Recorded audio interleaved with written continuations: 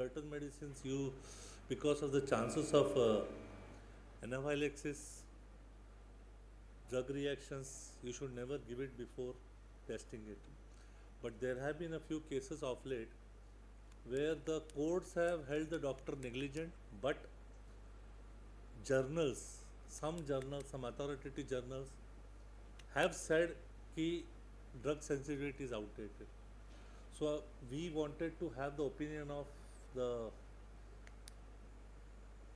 leading doctors of Chennai city so that we can compile a thought, a process, a protocol which can we can give it to the proper authorities so that we can help courts come at a correct judgment. The topic of the day is sensitivity, medically absolute but legally mandatory. Friends, as we know, the law as it stands today, we follow what is called the Bolam's law. And Bolam's law states you have to go by what the medical text says. If the medical text says कि a drug has to be tested, it has to be tested. There are some journals which have said कि this has become absolute. Now, I think there was a case in between where the doctor was held negligent because he did not test because as per some journal. So I just wanted to know what are your thoughts on this. So first, let's introduce ourselves and then we can start with the discussions. You, sir. I'm Dr. Hariharan, physician from Global. Okay. Yeah. I'm Dr. Prasanna Karthik. I am a physician working at Savita Medical. Okay. Dr. Safigaran, I'm a pediatric intensivist at Meta Hospital. Okay. Dr. Dinesh, I'm an anesthetist, medical administrator, and I finished my law medical knowledge. Okay. I'm Dr. Srinivasan from Tirupur, ophthalmologist. Okay. I'm Dr. Balaji, anesthetist at SRM Hospital. Dr. Babu, intensivist and a medical superintendent from Vijaya Hospital. Dr. Suresh, nephrologist and practicing medicine at Montreal.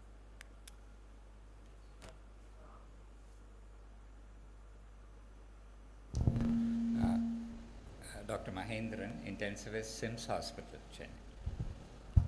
Dr. Wasim. I head the emergency room in Sundaram Medical Foundation. I am Dr. Suresh Kumar, infectious disease consultant, Apollo Hospitals, Chennai. I'm Dr. P.T. Saravanan, orthopedic surgeon from Kanchipuram town. So who would like to take?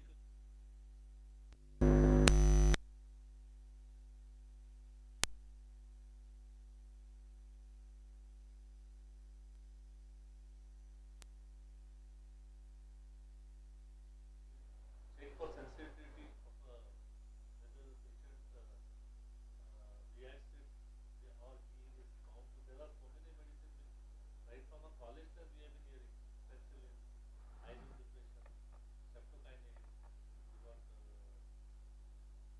immunoglobulin, rabies immunoglobulin, who has to be given as a test tube. So what is your opinion about it, and do you know any case or any judgment or some magazine or some journal which has said ki is absolute drug test? Our practice.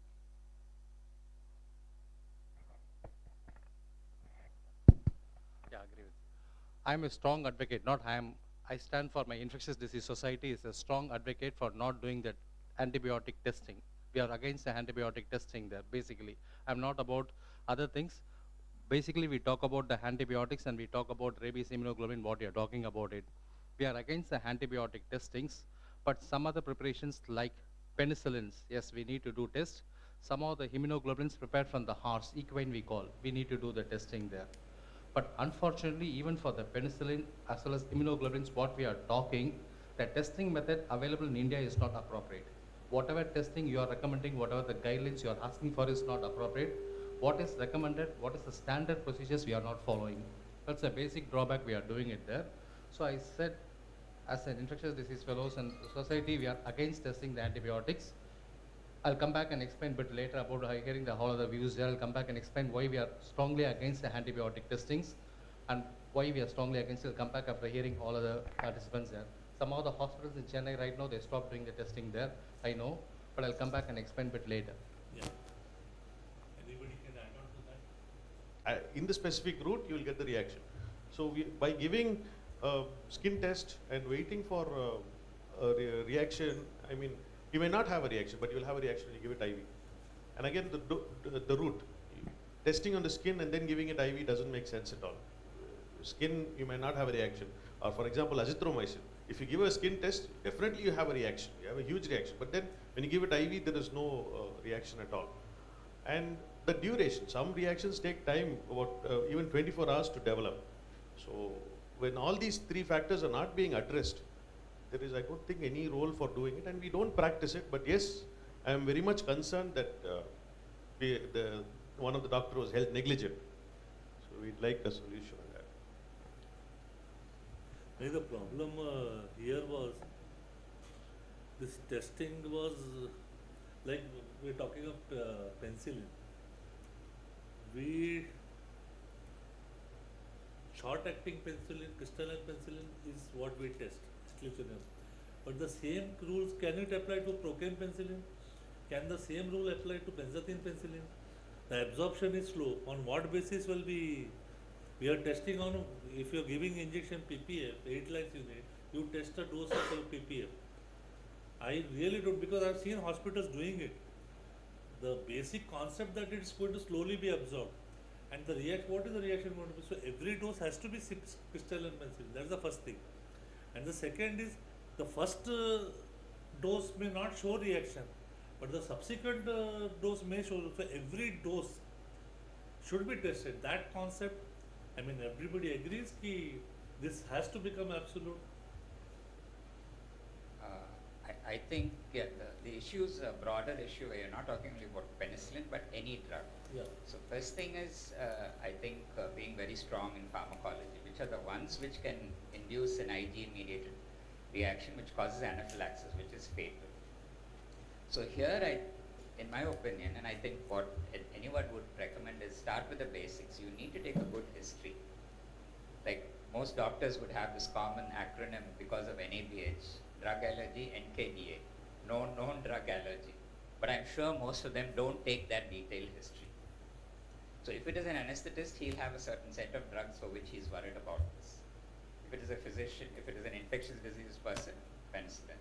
If I'm in the ICU, okay, or in the emergency, if you're giving anti-snake venom. So there are so many things. And ultimately, we have to be prepared to take care of the reaction. So first is a good history. And second, when we ask for the history, I think we need to know, was there those 4 systems, skin, basically respiratory system, cardiovascular, and G. Unless 2 are involved, we don't take it as a major reaction. So I think some of these basics we doctors forget to take it, and it should be recorded very meticulously. That's a starting point. Then at some point you may need to test if it is the only drug that you can give. Otherwise there is no need.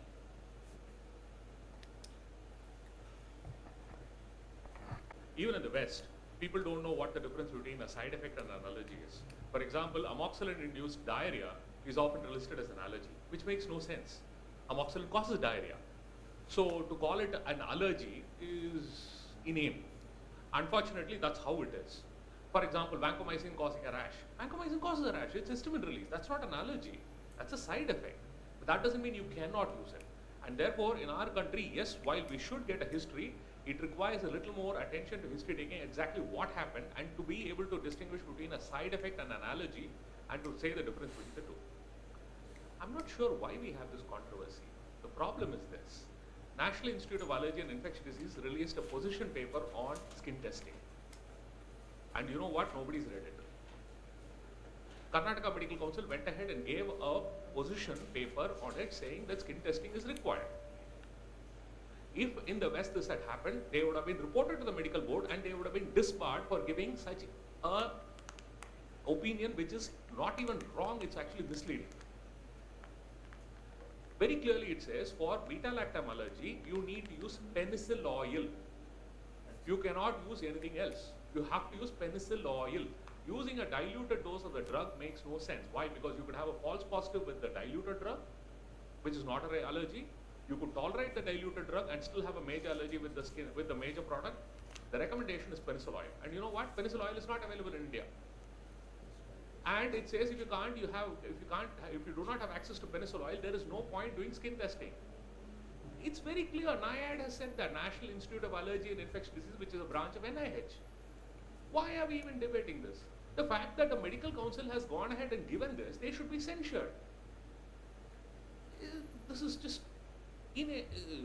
moronic, to say the least. The fact that nobody even knows about this is worrisome. The problem is we are asking opinions from people who are not the subject matter experts on this. Opinions should be given only by people who are subject matter experts. You know, in our country we have a problem of not being able to say, I don't know. When a person asks me, do I need an angiogram? I tell them, I don't know. When a person tells me, do I need a cesarean delivery? I say, I don't know. Why don't we learn to say that? The problem is, opinions are being given by people who are not subject matter experts. That is dangerous. The subject matter experts have given an opinion. They have said for non-penicillin antibiotics, you need history taking, like was mentioned. But then again, you have to pay attention to history taking for what all it means. I remember during my internship, I had a young lady admitted with what looked like typhoid, subsequently turned out to be typhoid. I started Cipro. I told the nurse in isolation, what? Start the Cipro. She said, no, doctor, first dose only by doctors. In CMC, except isolation, every other place, the nursing will do that. Because this was an old, bad. I had to go up. I connected it and she immediately had an anaphylaxis. But to date, I still do not do Cipro allergy testing. It's a once in a lifetime thing. And the second thing is having an anaphylaxis in a hospital should be manageable. And the third thing is that should never be a reason to delay antibiotic use, especially in a sick patient. More patients die of delay in antibiotics than they do of drug allergies. I'm not talking about side effects, drug allergies. The chance of Beta-Lactam allergy is 1 in a million. The chance of people dying because of delay in antibiotics is much higher than that. So to me, I think it's a no-brainer. So if a patient is sick, I don't think we should be talking about this. If they have anaphylaxis, we'll deal with it. And second thing is, if we don't have penicillin oil, why are we even talking about penicillin skin testing? We can't do it. We cannot do it. The NIH position paper very clearly says that. But if you have a choice of antibiotics, you are not sure. No, let me put it like this. Please understand that the workhorse antibiotic in any setting, in any hospital across the world is going to be a beta-lactam based antibiotic, a penicillin family. Whether it's penicillin, cephalosporin, carbapenem, whatever it is, it's a penicillin family. So to say that, we'll use another drug. When was the last time we used gentamicin or amikacin for a patient came from the community who's septic? Maybe for a urinary tract infection, you would think of that. But with an undifferentiated fever, you always start with a beta-lactam, right? Whether you choose to use simple penicillin, whether you use ampicillin, whether you use cefoxiam, whatever it is, it's still a penicillin-based antibiotic. And your basic concern is there a penicillin allergy? We do not have penicillin oil. So why are we even debating this? The NIH position paper is very clear. This is a waste of time. The fact that the court was misled is a subversion of justice.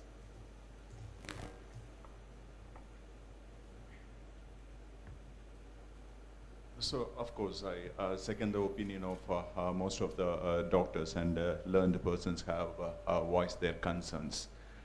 The thing is that, as we already know that, right from our pharmacology days, we know that, there is no need for these kind of drug testing. But however, especially only for legal purpose, we are sticking on to it. It is not the kind of say knowledge what we have gathered today or day before yesterday or the position paper which are recently released. So time and again we know that in our basic pharmacology, as sir was saying, that what are the different types of hypersensitivity reaction, what are the different acronyms, they have different definitions. Only thing is that as doctors, we may not be reading between the lines and trying to enforce what we have learned, or otherwise maybe that we are not confidently communicating these kind of things across to our legal fraternity or legal friends that this is the case, Baba, there is no need for these kind of testing. And given that fact, like of course the discussions will be going on that there is no need for any kind of drug testing for any kind of antibiotic. Right. Except that if there is either a known or suspected penicillin allergy, where in some position paper recommend that yes, there are certain tests which are prevalent. But however, what is the standardization? What is the methodology? These are the things we are not very much aware of. We are not very thoughtful enough to do those kind of things. maybe our practice stem from that fear that tomorrow if something happens and the judge is going to ask me that what is that, I have to show some mark in the left forearm area with some kind of round ink pen. That's all, as simple as that. Just for that fear we are doing that, and it doesn't have any kind of scientific basis.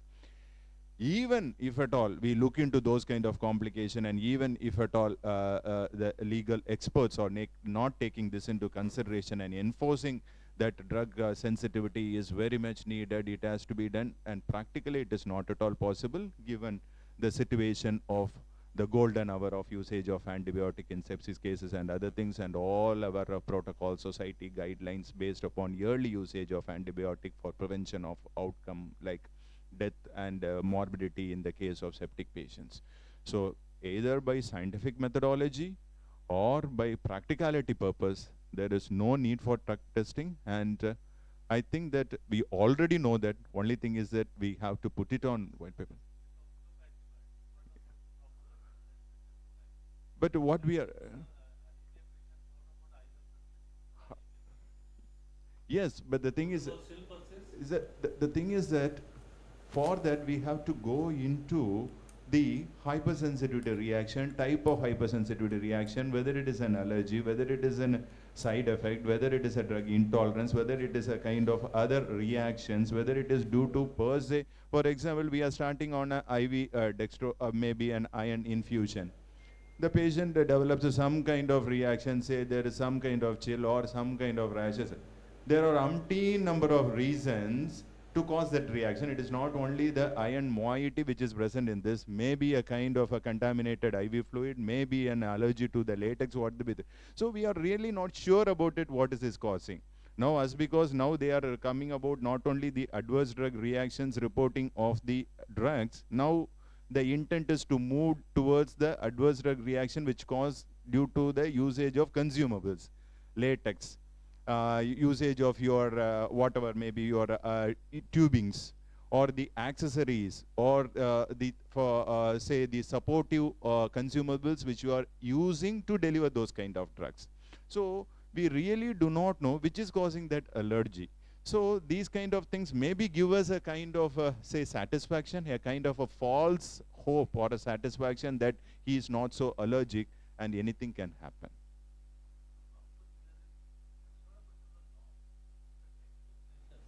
As per Bohlen's law, if the textbook mentions the fact that the allergy test has to be done, it has to be done. I think I would like to welcome Dr. Gupta, who's the ex-president, National Consumer Commission. As the Sir, discussions, why don't you come here, sir? Sir, you come here. आप आ जाओ, you here? Okay. testing is needed for all antibiotic. I think Dr. Suresh will be speaking and deliberating much on it, that what is the current position paper on it.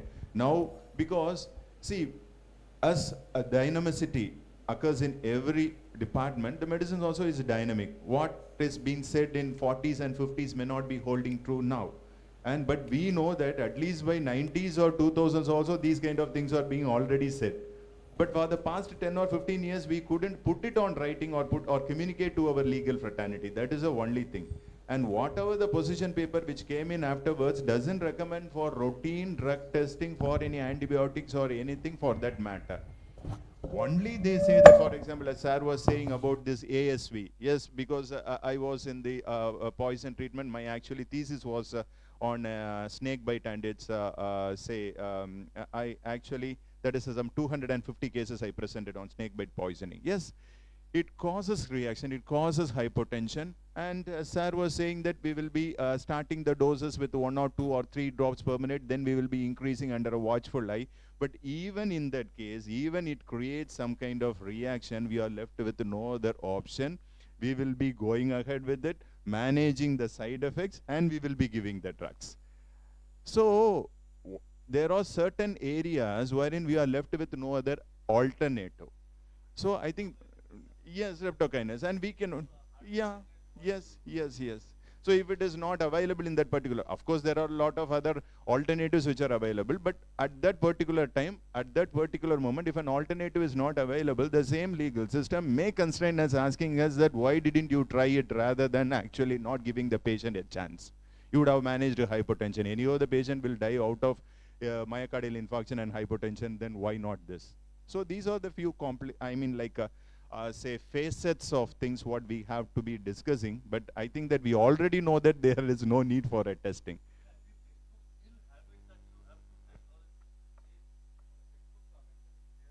To test, but what test? What the agent we need to use the test clearly mentioned also there. Before the test, what Dr. Mahendran told, clearly we need to take history first. If the history is suggestive of past history of any allergy, then only we need to proceed for the test. The person has got some history of allergy is there, we need to go and test whether the person has got real allergy. If you see the literature, people who complain of allergy is only 10%. If you find out and dig out, 99% of the thing is not a true allergy. What is it? Some diarrhea is there, some vomiting is there, they put us an allergy there. So if you first thing elicit the history, whether the person has got allergy or not. If allergy, what sort of allergy, when it happened, we need to know. CDC has given clear-cut guidelines, what are all the things we need to ask in the history. If history suggests of allergy, the textbook says, go and do the test. But what test? What the method we are doing, taking a dissolving 10 ml, I did yesterday one small survey across the Chennai hospitals there. Each one told different method, none of the textbook mentioned it there. Dissolve the 1 gram of antibiotic in 10 ml, take 0.1 ml, 1 ml use a insulin syringe. In that, I give 0.5 ml, one says 1 ml I give, other says 0.2 ml, and how much time you want to monitor? One said 5 minutes I'm going to monitor, other said 10 minutes I'm going to monitor, other said half an hour is monitoring there. But textbook clearly says we need to use this agent. Unfortunately, that agent is not available in India, one. Second thing, if the first test, we should use that agent, if it is positive, that agent is not going to confirm the person has got allergy. We need to go with the second step, and third step is also possible there. Giving amoxicillin. Today morning, I just now saw one patient. I got a photograph also to show the thing there. The case sheet written penicillin allergy. Penicillin allergy was written in the case sheet. But what happened? Inside they given injections Aug'19, IV Aug'19, amoxicillin clavulanic acid is given. The person tolerated amoxicillin clavulanic acid. Next step, the person has not given any reaction to amoxicillin clavulanic acid, not improved. He went and received saprosone sulbactam. No reactions. He received meropenem. No reactions. All are penicillin allergy. But this person, I went and asked him personally because before coming to the meeting, I asked him what is the allergy. This person is 68-year-old. He told at the age of 22, after giving injection, he fainted. Maybe because of the pain shock or the penicillin is fainted. I do not know. He labeled penicillin allergy. So far, penicillin is derived for this man for almost 30 years there. He started using carbapenem, meropenem. Fortunately, nobody has seen this allergy and started writing this one. Somebody like me, like I've seen there, we go and dig the history. Somebody knows only allergy history. If he start stopping this antibiotic, he start using other antibiotic. Unnecessary antibiotic is exposing there. Other drawback of labeling allergy is now the concern, universally infectious disease concern is antibiotic abuse. If you label penicillin, penicillin is a narrow spectrum antibiotic. If you stop using the penicillin, we start using the broad spectrum antibiotic, unnecessary damage, unnecessary resistance is going up. So we need to know what agent we need to use. Textbooks mention do the test. Before illicit history, do the test with proper method. Unfortunately, the proper method in India is not available there. That's what we are wondering there. Whatever method we are describing, take 1 ml, 0.1 ml, which book mention it there? None of the textbook mention it there. We won't formulate it because lack of availability of the specific testing medicines. We invented our things there, but none of the textbook justify the thing there. Even most of the reactions, what we are worried is IgE mediated. That means it is dose independent. Whatever 0.1 ml, 0.0 ml you are giving it, that itself can cause anaphylaxis. And most of the healthcare persons, we need to undergo basic life support. Before giving medicines, we need to prepare basic life support. When the person go, even with the testing also, the person go for a shock. So we need to have life-saving medication should be there. We need to train basic life support. If the person go for shock, we need to resuscitate thing there. I have trained, I asked the history, I keep medications prepared there. Even if the person go for shock, I know how to resuscitate the person before I seek help. If these three things are there, unnecessary testing is needed. Or otherwise, we need to get the penicillin injection. Some of the people really need penicillin. For example, neurosyphilis. Penicillin is a drug of choice. No other thing is equal to neurosyphilis. We need to give penicillin. Real allergic patients, we need to test or we need to find out what is the other way to get out of it there. So this type of very rare situations only, we need to do the proper test. First thing, we need to get the proper testing method. What the book says, proper testing method. The proper testing method, none of the hospitals in India is following it right now.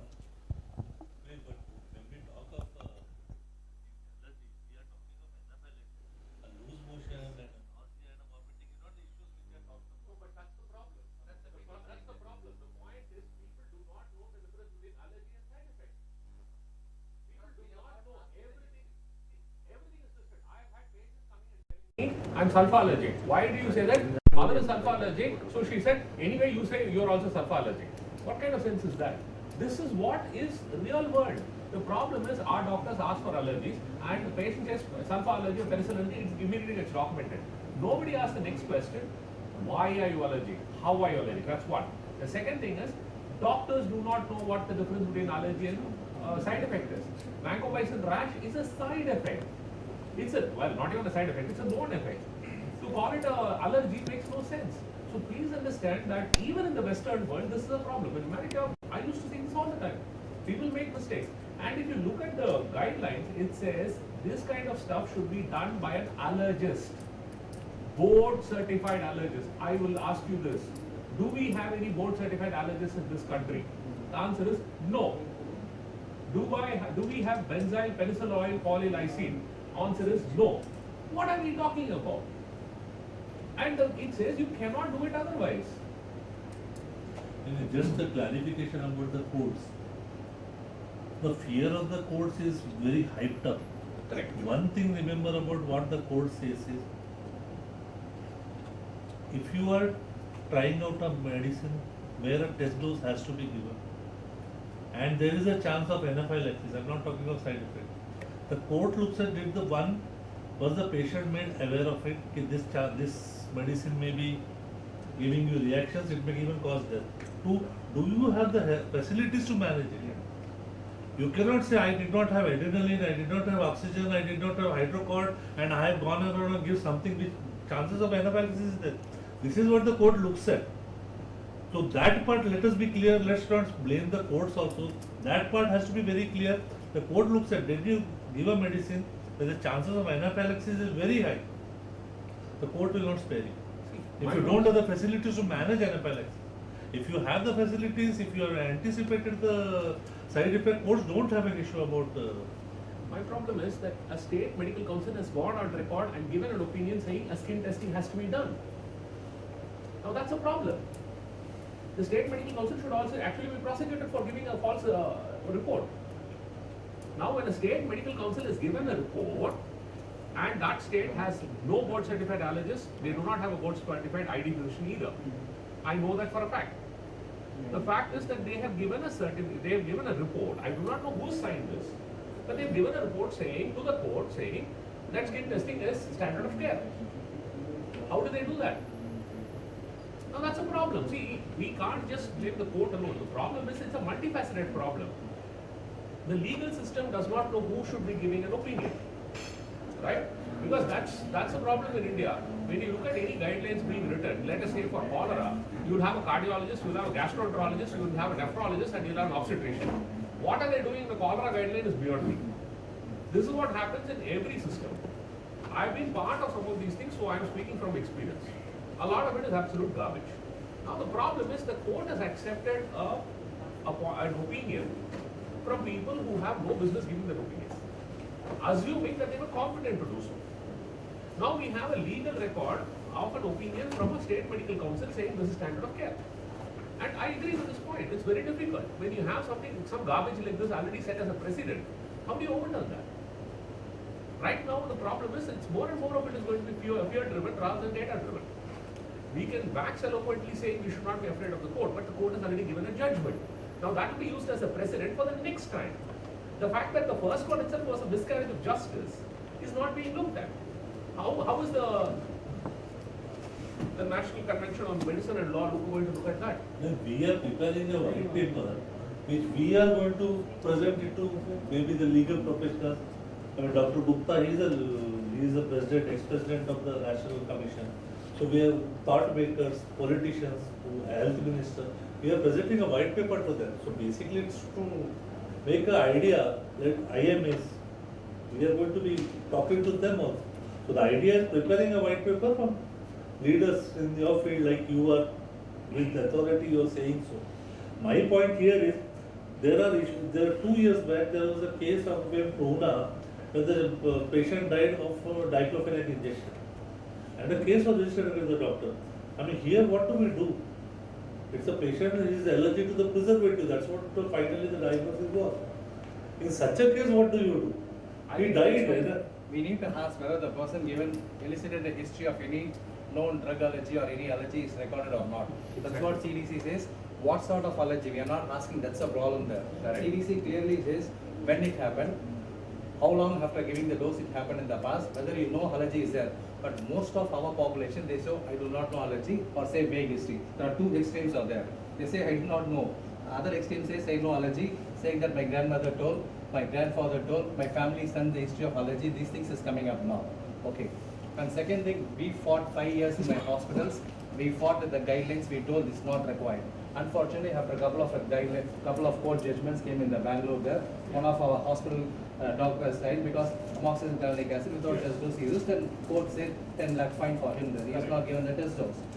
Entire system revert back and we started doing the free and driven there. Even I told my administrators telling, no, one judgment has came, next judgment will also going to tell the same thing. We restarted. 5 years back, I stopped this practice, again restarted in the last 6 months there.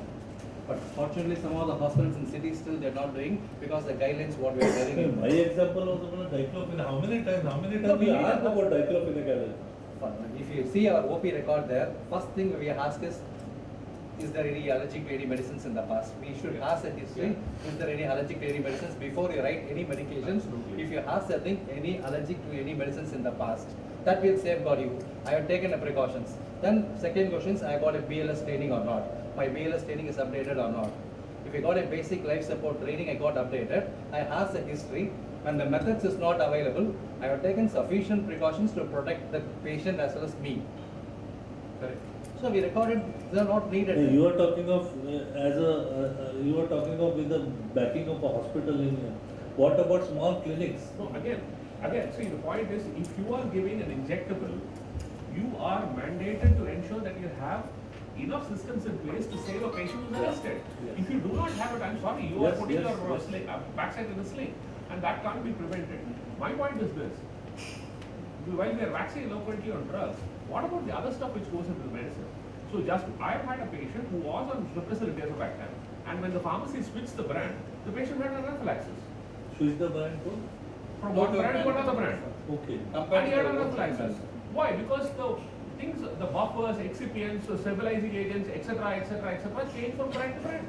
And when that happens, you may not have a problem with her, you may have a problem with another one. So we are talking about drug allergy. How the hell are we going to test for all of that? And we should be more careful with this business of generic and branded. I'm not going to get into that at all. See, that is quicksand. You're free to go into that, no problem. But my point is that just because you have a quote-unquote allergy, it need not be the parent molecule at all. That's also another issue which those people are unwilling to talk about. Problem is that the quality of medicines in India, there have been questions, I'm not going to go into that. And there is so much variation between brand to brand or manufacturer to manufacturer. It is a serious issue. We don't address that. However, see, it's a very muddy water. And like I said, we are going by fear. Like, I think that is fairly clear. I understand that. The evidence is there.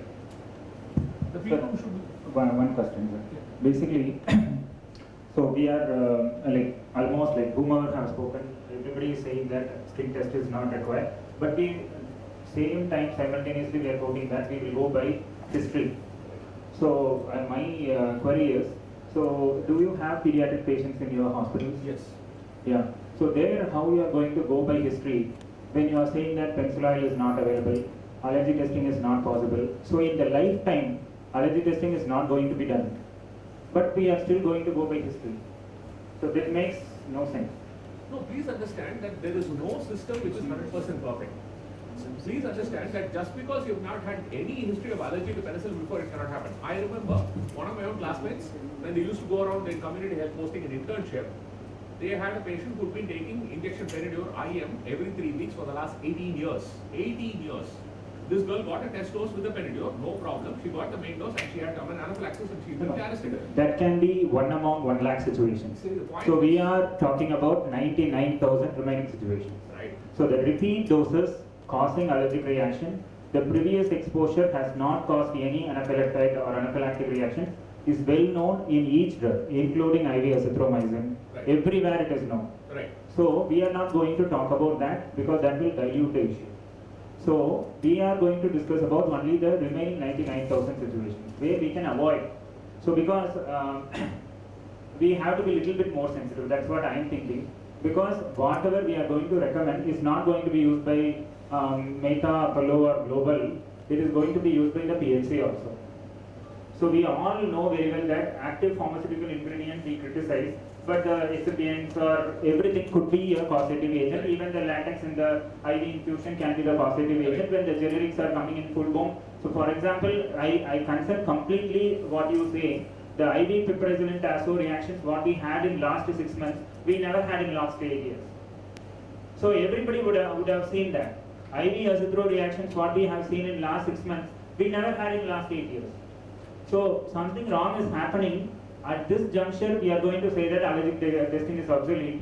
So there is some concerns about it, and whether we have to be age specific, whether we have to take steps to make available that penicillin, and we have to fix a cutoff age till then the penicillin based allergic skin test, which we can standardize. We can say that. So we know very well that among 10 hospitals, nobody is doing a standard way of testing because we don't know. So we can standardize and say that till 18 years, whenever there is a first penicillin or penicillin exposure, this we consider as a standard way of testing. You test it this way. At least we get something called a history, no? So we ask about history and we are saying that you don't do for anybody. So after 20 years, the history becomes obsolete. Actually, the guidelines, your answers is that guidelines are clear there. First thing is we need to do the penicillin skin test, what we are talking about, the agent. Suppose unfortunately the agent is not available to you there, what is the next step? If the test is positive, the guidelines says you can check with amoxicillin, oral amoxicillin challenge test we can do, that's available right now there. But after doing the first test, if it is positive, we need to go and prove it there. But if the test is negative, it's not going to do that. In the absence of available agent there, but whatever method we can't standardize the thing there because this agent is... First test we are talking of a loose motion or the reaction yes. to that? No, amoxicillin related. Amoxicillin related. I am not talking about the steroids related to anaphylaxis. If you read the guidelines how to test, there are 3 tests. First thing is called a prick skin test. If the prick skin test is positive, we need to go with intradermal. If intradermal is also positive, we need to prove the person is allergic by doing oral amoxicillin challenge. That's called the third step. Right now, the first step and second step is not available to us right now. Whether we can go and do the third step. That's what I am asking there. Guidelines also clearly told depends upon what situation there. Whether the person has got, the drug is known to cause, what sort of reaction is there in the past history. If you are not able to get in the children, yes, I do a lot of pediatrics also there. In children, we need to go with the parents' history only. The children doesn't aware of it there. We need to ask any other medicines in the past the child is exposed, has got some reactions or something, breathing difficulty or something. No, it's a 2 years old kid. No, we need to ask standard thing. We are not going to lose anything by asking the parents. No, by asking, we are making no sense. No, at least we are protected. We are taking an initiative. No, we are protected, but the child is not protected. That's what. You are a BLS trained there. So we are protecting the child by taking a BLS training, update your BLS training, and you are asked the history. You are taking an initiative whether the child has got experiences in the past, whatever. This is a first dose also maybe in a newborn, yes. Newborn unit also is the NIH. That's the problem there. For infant, most of the infant would have exposed at least some vaccine there. First day itself some vaccine is given, so you can ask the parents whether history of any allergy or anaphylaxis to any drug in the past, nothing you are going to lose. If an allergy or anaphylaxis, what significant anaphylaxis, you need to ask for it there. And usually if you see the literature, children has got less prone to develop infections compared to the adults. Females are more compared to the male. A lot of differences we can make it out there, but these are all minor for theory purpose there. So what we need to do is whether we can go with the third test or not. Removing the first test and second test, yes, that depends upon what reactions, how sort of the individual is there. We need to think about it. Oral amoxicillin challenge. That's what I told. This man penicillin allergy written boldly, but somebody given IV amoxiclav. This person tolerated. That means penicillin allergy is gone. I can use penicillin allergy. I can remove the penicillin allergy label from this man now.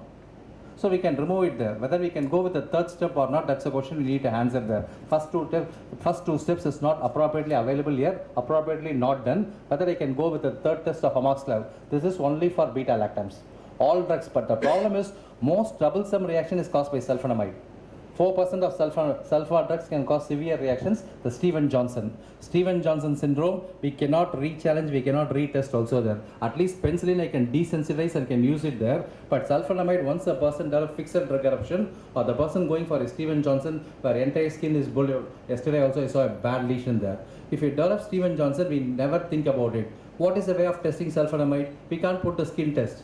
Skin test is only validated for penicillin as well as beta-lactams. For sulfonamide, fluoroquinolone, people abusing your ciprofloxacin, ofloxacin, that can cause a fixed drug eruptions. Apart from so many side effects, leave the anaphylactic part is a fixed drug eruptions. If the fixed drug eruptions happen, we cannot use the fluoroquinolones.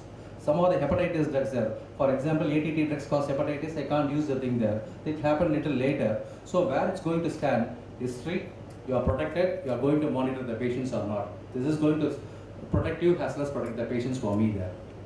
And just a clarification, Stevens-Johnson syndrome codes are little lenient because we have got big judgments with Stevens-Johnson syndrome. You can't predict Stevens-Johnson syndrome. Yeah. So the codes are a little lenient because Stevens-Johnson is an acceptable complication which is, so I think the biggest I think judgment which was 8 crores, one of the thing was diagnosis was Stevens-Johnson syndrome. Finally the diagnosis as toxic epidermal necrolysis. But end of the day, initially it was Stevens. So codes are a little lenient because how can you predict Stevens-Johnson syndrome? Anyway, any antibiotic can cause Stevens-Johnson. So now, okay. As Sir was telling, all these skin testing which we do, various bodies worldwide have proved that they have very high negative predictive value. That is one concept called as negative predictive value. That is the ability, if suppose you do the test and if the test says it is negative, how much the fact it is, how much negative it is. So these tests have been proved, like the European Network of Drug Allergy and the American Task Force, all the bodies have shown that these tests have they are very poor in their negative predictive value. So many of those bodies have started saying that we need not depend on these skin testings. And now the skin testing which we do, it shows the type 1, there are 4 types of drug reactions which we get. It mainly shows us only the type 1 reaction which can occur within minutes. Because we do a skin test, we wait for half an hour and then we go ahead with the full dose. Now there are other reactions, type 2, type 3 and type 4, which may take minutes to hours or hours to days. So if suppose a drug reaction occurs because of a reaction other than type 1, and I give the test dose and then I give the full dose, but ultimately the problem occurs because of the delayed reactions, how does the court look at that? And my point is, what are we looking at when we are talking of reaction? See, the fear of death, fear of severe anaphylaxis is the biggest fear among doctors as of today. Yes. We have given a medicine, minutes, the patient is no more. That is a few rashes, a few reactions, even a court understands. I think courts do understand that medicine is a very unpredictable science and it is individual based. Let's accept it. Courts are not totally anti-doctor. But the fact, we are only talking of severe reactions. You have given a medicine, the patient is no more after a minute. This is the issue which is the biggest fear among doctors. So this is what I wanted to ask. The textbook says it is mandatory, the courts accept textbooks as sacrosanct, Bible. So here we have to make, as doctors, we have to create an opinion that something has to be improved somewhere. Because courts are only going back to your textbooks again. And Boehm's law is textbook is acceptable. And that is going to be the Bible there. I have done my postgraduate diploma in medical legal aspects, and I was going through a case which was there before the Delhi Consumer Court 2 years back. One Dr. Deepak Kumar Satsangi, he had given a case against Sanjeevani Medical Hospital. For his child, the child was admitted in the hospital and it has been given, the child is a case of Duchenne's muscular dystrophy, and it is an ailment which is there, which affects all the parts of the body, especially the heart. So the child was given azithromycin, and then the consulting physician had administered azithromycin and levofloxacin. The levofloxacin was not given as a test dose; just 1 ml was given, and immediately the child showed an allergic reaction. It was a complete anaphylaxis. The child could not be saved. There are 3 bodies which have discussed this. One is the Delhi Medical Council, one is the Directorate of Health Services, and the other is the consumer body.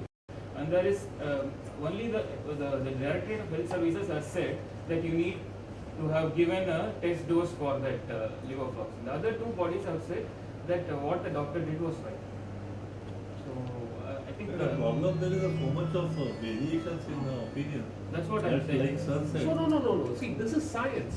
There can't be opinions in science. There's clear data sets and guidelines being given. So when you are in variation with the international guidelines, the onus is on you to prove your point. My point is, how is it that people are allowed to give fancy ideas and thoughts which are unsupported by data? I mean, isn't that illegal?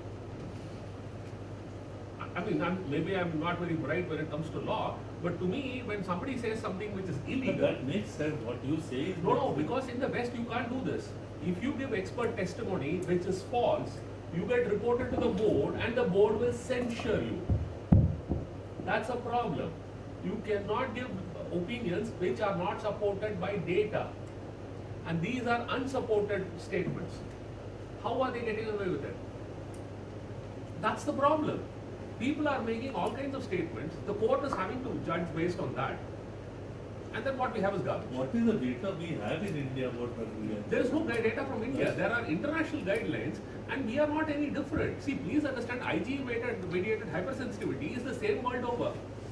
You don't have special IgE for India. It's the same thing. ADR, I think, there's no central ADR monitoring mechanism in India. Is It does not matter. We are talking Central ADR monitoring mechanism is there, but it is not in a full-blown state. Correct. So there are some kind of nodal So centers. that's the reason I'm asking you, what is the data we are basing on? That's the thing, is that now only like the hospitals, after this NABH and everything came into place, these kind of, there is a kind of indirect benefit of at least getting some data from the hospitals where they are just think, because NABH mandates that you should have some kind of ADR reporting mechanism to get an NABH. So in 1600 plus odd hospitals who have got an NABH certification, they will have at least some kind of mechanism. My hospital is at least 8 to 9 years past NABH certification, but I would say that it is not 100%. State-wise or is it an individual hospital based? Which, sir? ADR. It is an state-wise and there will be nodal centers. For example, SRMC is a nodal center. We are in the process of getting a nodal reporting center. For getting that nodal reporting center, you should actually collect and collate your data for at least 1 year or so. Show that you have a commitment for collecting that kind of data. Then you get registered into the central this DCGA, one of the wing of the DCGA. You will be reporting to them, and the process is on, but it is maybe 1 or 2%, because out of a lakh plus hospitals, only 600 plus are NABH accredited. And when you come for this adverse drug reporting, and we are masters in the other spectrum. So even in my hospital after 10 years, I would say that it is only say a few percentage. How reliable is this ADR data which is coming out from? That is another thing. So first thing is that now at least we are looking into the factor that it is getting reported. Now second step would be looking into the factors that whether they are really the ADRs or other things. So that is the next step.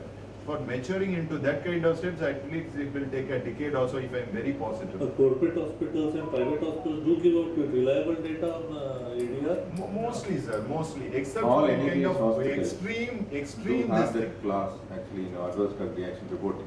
At least for the sake of having a, filled up document. Why I am asking this question is now it becomes medico-legally relevant. This data can be used against you in a court. 100%. But you should understand one fact. For example, say, if we are going to claim to any kind of forum that there is no adverse drug reaction, we know that it is a lie, right? So the reporting, maybe that, for example, as when we look into this ADR, it is not only the death, it is going to be any kind of spectrums, right from your minimal heights to the kind of spectrum.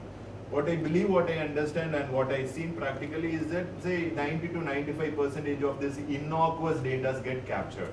Yes, of course, there is always a concern regarding, with the doctor, with the organization, with the institution to capture those kind of very severe adverse reaction, to bring it to the light for the fear of those kind of medical, legal or legal exercises. Yes, there will be. But at least some mechanism is there. I think we should be maybe open enough to report it.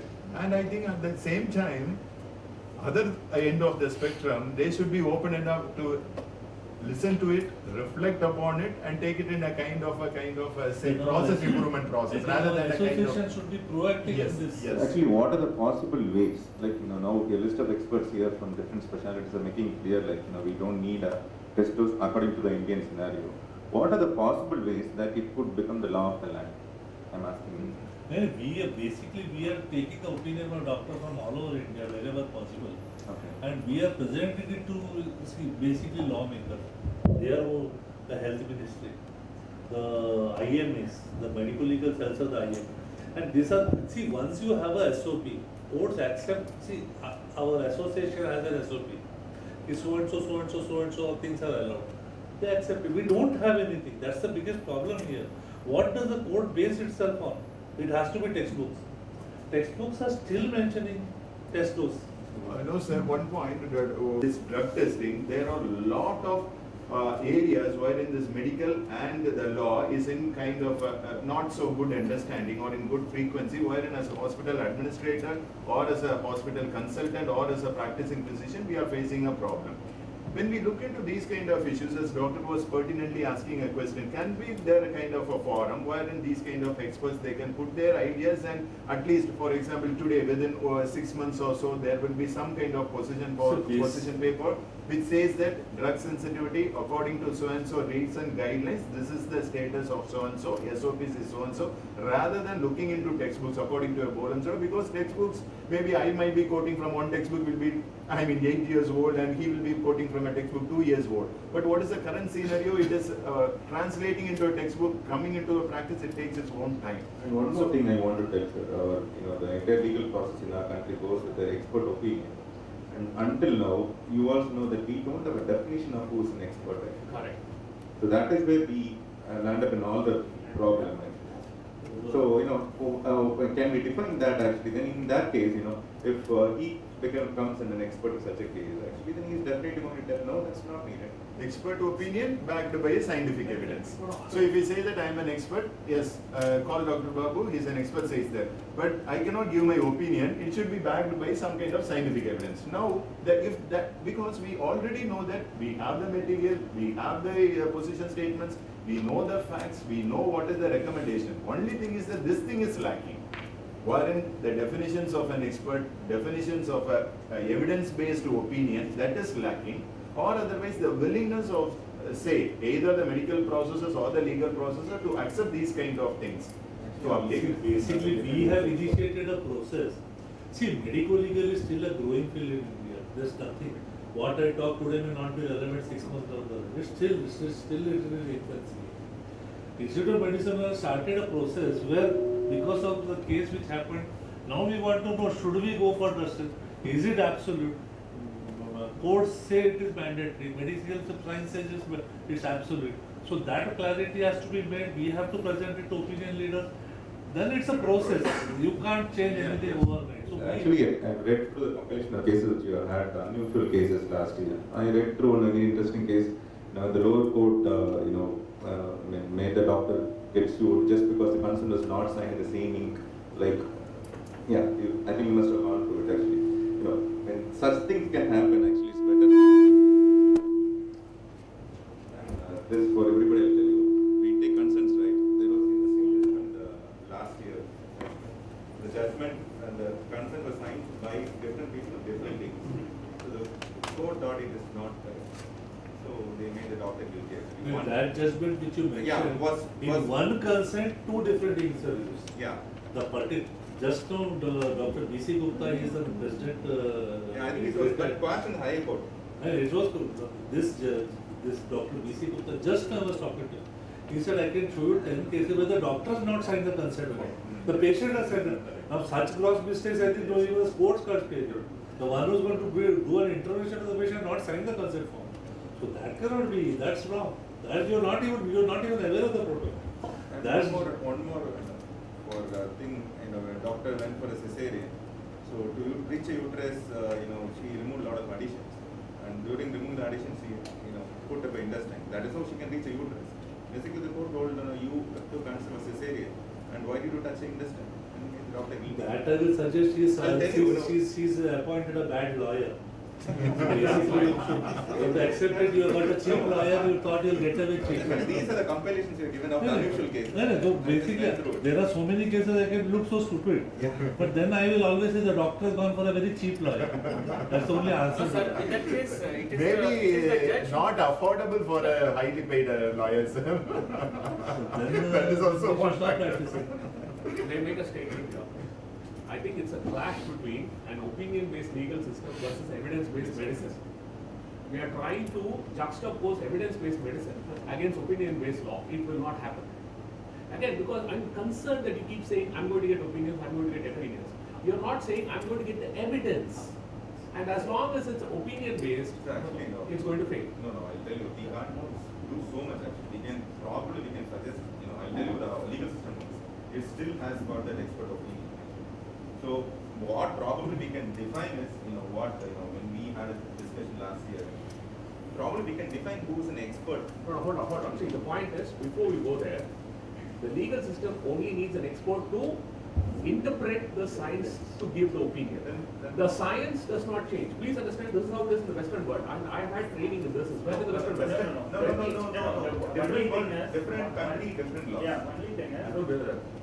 I'll tell you the law. for example, Which country you say, I'll tell you which law. for example, if we are practicing in US or in Europe, where the robustness of primary health system, where, for example, you can expect that if IV medication which is having a potential risk of anaphylaxis is administered, where you can ensure that life support or a basic life support trained person is doing it, or a trained person is accompanying there, and everything else is there, including defibrillator, everything is there to resuscitate the patient also, where the quoted that recommendations we can directly apply, because we say that evidence. Okay. Unfortunately, here, even if it is a city hospital, not a big setup, but which has a ER, they say it is a ER. Okay. So, and they are administering medication which has a potential risk of anaphylaxis.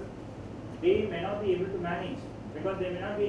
They may be running for adrenaline for 1 hour. I have seen 1 hour they will run for adrenaline. So, how can that evidence can apply directly here? No, that does not it cannot apply. No, it does not change the science. The point is, the science only talks about predicting the possibility of anaphylaxis in a Law of patient. the land speaks about safety of the people. No, please understand. When So, you talk about skin testing, we are you're talking of whether skin drug testing makes reactions. sense. Yes. Basic life support is a different story altogether.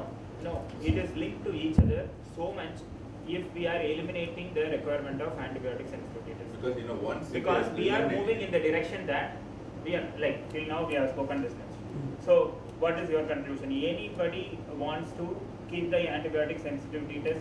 No, because the evidence says there is no need. Including Beta-Lactam, no need. Including penicillin, because we don't have the medicine to check for penicillin sensitivity test. At the end we are concluding antibiotic sensitivity test is innocuous, obsolete. The textbook has to be changed, it has to be eliminated. Okay. So when we are discussing this as a crux, then we have to clearly discuss about BLS facility availability throughout the India. So if we do not have BLS facility, somebody is anaphylactic card. Nobody knows what is anaphylactic card. Nobody knows what is resuscitation trolley. Please understand, having a crash card is a basic requirement. Basic requirement. But there is a mandate about it. The point is, I think we are going into two different areas. The first point is, does skin testing predict allergy? That's the first point. The answer is, our currently available systems does not predict it. That's the science. You can say, I want to do it anyway. That's a different issue. But the question is, does the science support it? The answer is, we do not have the testing facilities to be able to do it correctly. Okay, National Institute of Allergy's recommendation says if history of allergy exists for penicillin allergy, correct. then you have to do the test. Yes. Okay. So how to elicit history of allergy in India? First, I think we should define what is the allergy you are talking of. A What side, is your like allergy? sir How said, do a we side elicit effect your and allergy are two different I things. don't think That is that's clearly defined. That is How do we clearly elicit defined. history of What are the allergy? paper we are It is submitting, that is defined. defined. That you have to read the paper. I'm sorry, but you have to read the paper for you to understand that. It's defined. The thing is that I think we are discussing two different Yeah. things we are trying to combine together. Correct. One is about the right. The point is well taken. At the end of the day, patient is the center of all Yeah. our discussion, and It the is same not is about right. safety of the doctor, it is yeah, about safety of the patient. but however, at the end of the day, the question before us is that as a practicing physician or in a different field from experts, what is your stand on whether before giving an antibiotic, a drug sensitivity test has to be done or not? That is the question. Then another facet of it or aspect of is that whether India has the capability to do that is in a different phase. So see, because today, no. The thing is that it is interwoven, but we have to make clear to the government that see, drug sensitivity testing, whether it is needed or not is a different question to answer. We cannot answer that question based on availability of your other. For example, say for example, an organism is coming, Pseudomonas. Whether Pseudomonas is sensitive to that drug or not is a different question. For example, I sent to Dr. Suresh Kumar comes, he says Pseudomonas sensitive to only colistin babu. That is a fact. Whether the hospital has colistin or not is the next fact. So, Dr. Suresh Kumar cannot say that Babu, it is sensitive to Pseudomonas, so it's sensitive only to colistin. As because your hospital is not having colistin, I am recommending it is only piperacillin castor. Here the question is that only thing is basically when we say that like what can happen in future, we have to see future. Yes. For example, they are coming out with a white paper document saying that so antibiotic sensitivity test is becoming obsolete all over the world. In European countries, this is the recommendation. In National Institute of Allergy, this is the recommendation. So according to which we will we won't check even for penicillin. If there is a history, this is the protocol. We are going to do that. Future, there is a case arises. So a patient is given IV administered medication, penicillin, anaphylactic shock, death patterns. Okay. So there is no clear-cut law till now.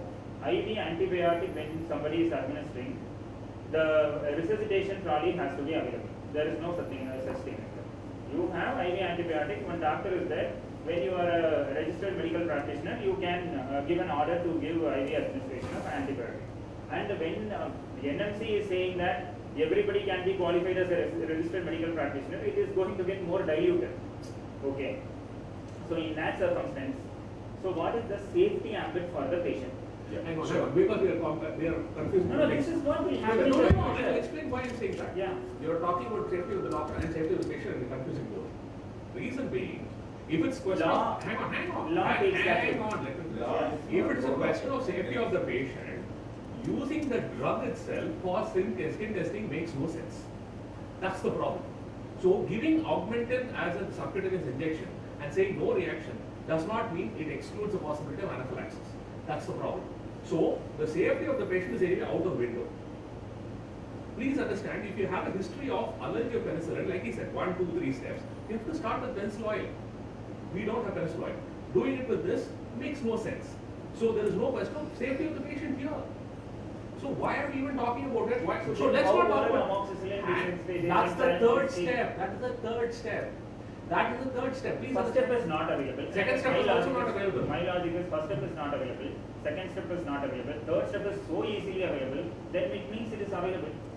No, the problem is that please understand that every step there's a negative predictive value and a positive predictive value you need to factor in. Yeah. Not everybody who has a problem with oral amoxicillin has a penicillin allergy. That is also there. No.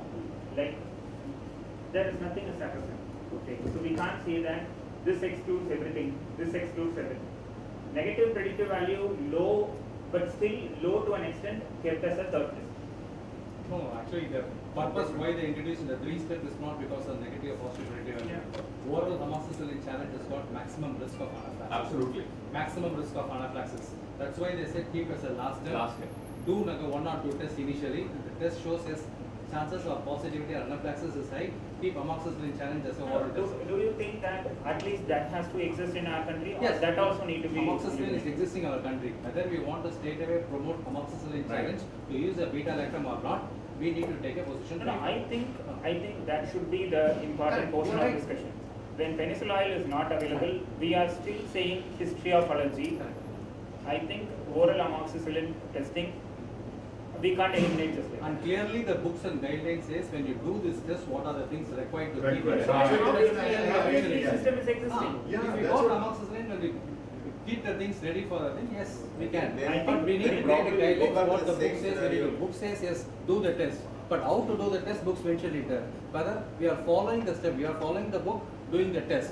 But whether we are following the steps mentioned in the book, we are not following it. No, why we are not following? Actually, We have to I'll follow. tell you the last time the We court will follow. It's not there. So I'll tell you the last time So- court so- gave a judgment in Bangalore, actually, you were telling, the Karnataka Medical Council. Yeah. That was the entire ground level scenario was very different.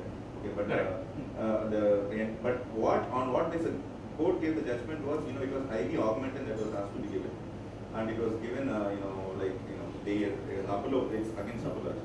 Apollo told they given a test dose and given the thing explained child development reaction, and the doctor gave the instruction over a phone. That is why they find that out, other than not exactly because of the reaction. Over the phone. No, sir, you are saying is that, for example, say there are two The problem aspects is of we it. can't take One the- is for every antibiotic before administration, you wanted to give amoxicillin. No, Beta-Lactam. No, Beta-Lactam Only antibiotics. For Beta-Lactam. all Beta-Lactam antibiotics for the first time? Yes. First time. No, because Known allergy. Known Has a allergy. history, yeah. History. If history suggests, so let us be very clear about it. No, how you derive that history? Then again, see, here the problem is So, that shall I what give we it are to- speaking is Sir, that we are my saying question- that, for example, what is the Why not obligation? just No. What is give the a patient obligation? develops anaphylaxis and the patient dies, what exists What as is the history? obligation of a doctor in prescribing an antibiotic? Please understand. Can we Obligation. take it here Now as a we are therapeutic saying that it privilege? is a skin test. Can we recommend Right? it like that? We Because just we wanted to take put it as a history of Therapeutic privilege, the court has Because we are clearly going to put a skin defined test, anymore skin is test is not going to the save you. chances of complications should be 10%. Should be concentrated. 10% as per the test. patient dies, If it is less than 10%, it is a That is therapeutic also privilege. not To save the patient, no. We are So asking what is whether that? you got any allergy in the No, I past think and then asking we- whether- I just want to ask, the Bangalore case which you mentioned, Yeah. the doctor gave, on the phone he gave Antibiotic. So it's a question of a test dose. Now the question arises, the test dose has to be monitored by a doctor or it is going to be, that is another issue which we will be talking I think about. that is what I think the doctor was on the phone and that is why he was Ah, no, but he has mentioned as test dose, so who's going to give the test dose or who's going to assess the test dose? I think sir, I think nurses are only two registered people can intern for medicines in our country. One is a doctor and another is a nurse. Nurse are qualified enough in our system for monitoring. So, are you so confident? We have to do it because that is what is happening in the ground level. If you are going beyond this, then everybody is in. Well, if you look at the judgment. So if I can interrupt, I think since the topic is on drug sensitivity and a lot of the discussion is dominantly about antibiotics, and I think sometimes as doctors we become the blame of the system without looking at the system itself. So my comments say if you just take the antibiotics off board, you mentioned about anti-snake venom, you mentioned about streptokinase, you mentioned about IVIM. Well, the NSAID was a contaminant issue. Now, in the context of large urban care hospitals, which is what most of this group practices, I think for all those groups of drugs, I think drug innovations have taken the safety level of the next generation exponentially high. To point, all those subclass of drugs I tend to use in my practice. Iron dextran has gone to iron sucrose, pericarboxy maltose. It's about 5-8 years now. Same thing, streptokinase has gone to the next levels. Immunoglobulins, there are options, and then there are transplant medication we use in complex proteins. In all of these, the large, hospitals in urban centers that most of us practice, I think the practice that is doctors, good practice is, since you don't have the history, these patients may not have drug exposures, go by the package insert of the drug, and which is high-class drugs, this is available. Now, that's a different domain altogether, but I think because you're dealing with more informed public, high-stake aims, the practice of protecting good practices is aligned reasonably. Now, but the challenge comes when you are in a low-resource settings, when you are not ready for safety zone, which is where I think the focus has to be. There, I think the first thing as you prepare the white paper, my comment is not put ourselves on top, but put ourselves as piece of the system. We need to get the other stakeholders in the conversation to say the patient as a stakeholder is not informed or not able to give a proper allergy, and that person needs access to care, so he's going to go to a hospital at a certain level that's accessible. So there's a certain risk element that is factored into the going in. Then there's the hospital factor, where the hospital, if it's a doctor, entrepreneur, or an administrator, has to make a purchase of a particular drug. He has no way to, he's blinded on what is the quality of the manufacturer, right? So he's going to put a particular brand, the doctor will give a name, and somebody is going to give another diclofenac. So there's a factor there. The third factor is how regulated the drug industry with regards to manufacturing, and that, I think, as doctors, we are blinded. So I think in your white paper, one concept is the fact that you need to pull in the other stakeholders in the conversation to understand what is their dimension of it, because we take the responsibility of the whole system, of the dilution of the drug manufacturing, the hospital administration's decision to put some other brand, the need for the patient to access the care, and then everything comes on us. And then we are just, held to a corner with our gun to our head, I think. And then that odd reaction that gets propelled by media, because media always tries to sensationalize news, that propels a rippling effect on the system where everybody goes into a freeze. So my thing is to prepare the position paper. My appeal is, I guess one is the guidelines part of what he said, of at least what's the best that you can do with regards to drug allergy is a reasonable thing. I think the push about the fact that you go away from the books and moves to guidelines and push the science is the same everywhere in the world, the IG is the same. That's the second thing I think we have to push across, because I think the opinion-based to database is a culture issue for this. We care a damn for data. I think that's a strong message that we need to give. The third dimension is the context of the practice, where you need to pull the other stakeholders in the conversation. Now, whether you push and say, let us sit and talk like this, let us have patient groups, hospital administrative groups, drug manufacturers groups, then of course field experts, and say that's what the policymaker needs to talk about, is very fundamental. Or else we just say, it's only the doctors, because the doctors are not the only piece in the puzzle here. We are not. Now, if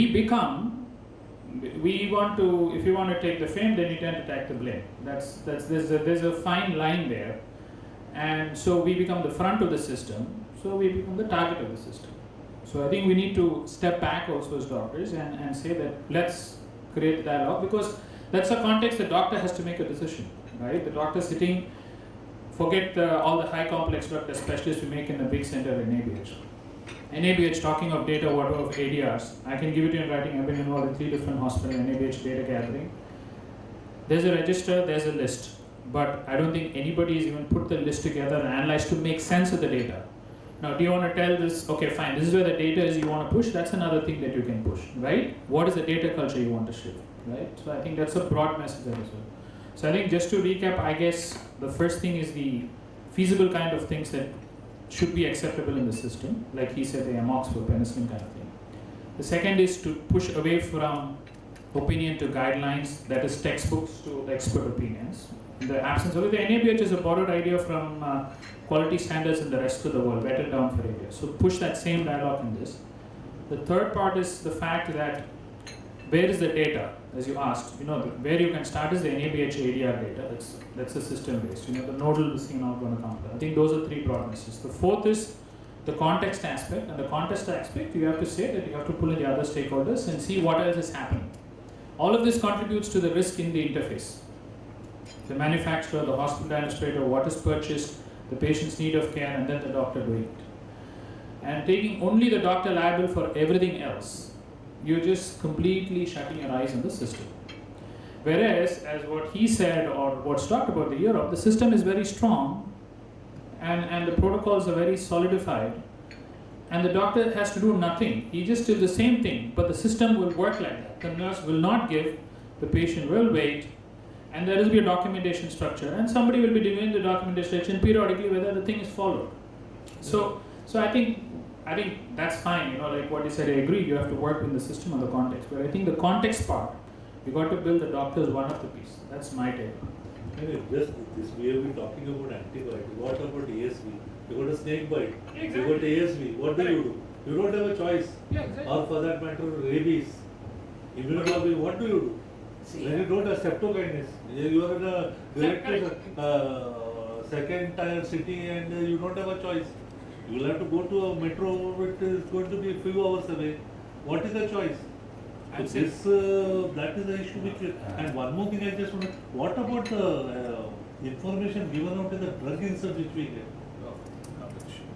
No, but you have got so many drug inserts have been used by courts to hold it against doctors. It has been, the Kunal Sahu case where 12 crores was handed out. The Pfizer company was also called to court. And they had to give evidence. They had promoted an OD and the doctor was giving long-acting steroids, injectable steroid BD. So it has come. My question is, what about the drug inserts? That is the issue which they always take the extreme view, but practically we see on the ground the issues are totally different. Because we have been using so many medicines for years. When we look at what the drug inserts is, half of them complications, you look at the list of complications. You can't give any medicine. And court looks at those drug inserts. They look at it very seriously. Because they don't have any other data to go by. So what is your opinion about drug insert which you get along with the medicines? Any antibiotic for that? You see the list of complications which you get. Drug inserts, no. But mine is a different point. I believe we need to communicate with the family, which many of us don't. When I'm giving ASV, I had a patient, young, about a 15-year-old, who started developing a rash while we started. I did explain to the family that there is no other treatment at this point of time. Basically, we went on a ventilator. We had to slow down, we had to use adrenaline if it is necessary, and complete it. And what are the risks? So, of course, we are in a good ICU setting. But I think when you think that the risk of hypersensitivity is high, this needs to be discussed with the family. And when there is trust, I think many things will be accepted. As per the law, just to be with me, just adding on to what you said, as per the law, what the court said when there is an anticipated complication, one, was the patient made aware that that complication is possible? That is the first thing which you said we have to commit. Two, the court appreciates a doctor who tries to manage the complication. Medicine is an imperfect and court accepts. So that part, let us, court is pro-doctor. But the only thing, and this part about you telling the patient has to be documented. That is one thing which we always are lacking. Yeah. Paperwork is where we are lacking half the time when we have a problem. So if you inform the patient, you written on paper, and when you develop a reaction, you told the patient this is a reaction and this is how I am going to be managing it. I think courts are quite lenient on doctors and on that aspect. Sir, can I? The poison center, since you raised about the snake bite and other things, I think the whole discussion revolves around patient safety. That's number one. Number two, next is communication, what sir has discussed. That is where the issue comes. For example, you were telling that the court goes through the literature, what is available. So when you look at any issue, there are two things. One is possible, other is probables. Suppose if we start telling all probables, then nobody will be concerned. Because if you look into the literature, it can cause pancytopenia. Suppose the drugs will say it can cause. Suppose if I say, if I take this drug, that it can cause, but then patient will become a little bit. So normally what we communicate with the patients, what are the possibilities? We cannot be able to tell everything to the patient so that they will get jittery also. That is number one, we have to understand. Third thing about the facilities, everybody talked about, Sir was mentioning about facility to handle that. I think that has to be ensured. For example, when you are going to give anti-snake venom, we are not going to give anti-snake venom in a corporate house. It should be given, it is given in the primary care center. So we have to ensure that the basic resuscitation and anaphylaxis, the doctor must be competent, that we have been training our doctors on that component. So ultimately what happens is, any drug can cause any problem, that is a universal thing. So whether the doctor is aware of that, number one, whether the doctor is confident, as you rightly said, he is confident to handle the emergencies within his limited resources.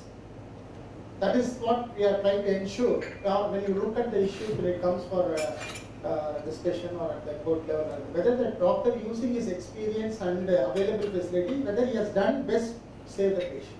That is always always looked at. Looked at it, yeah. I think if that thing is ensured, then I think then maybe we have to set the guidelines for the secondary level and what is to be available at the tertiary care. So the availability setting also should be taken care. And also emergency, whether the drug, you cannot say that since I don't have facility, I want to refer to a higher place where the facility is there. That time could be the life and death for the patient also. So that also we have to take.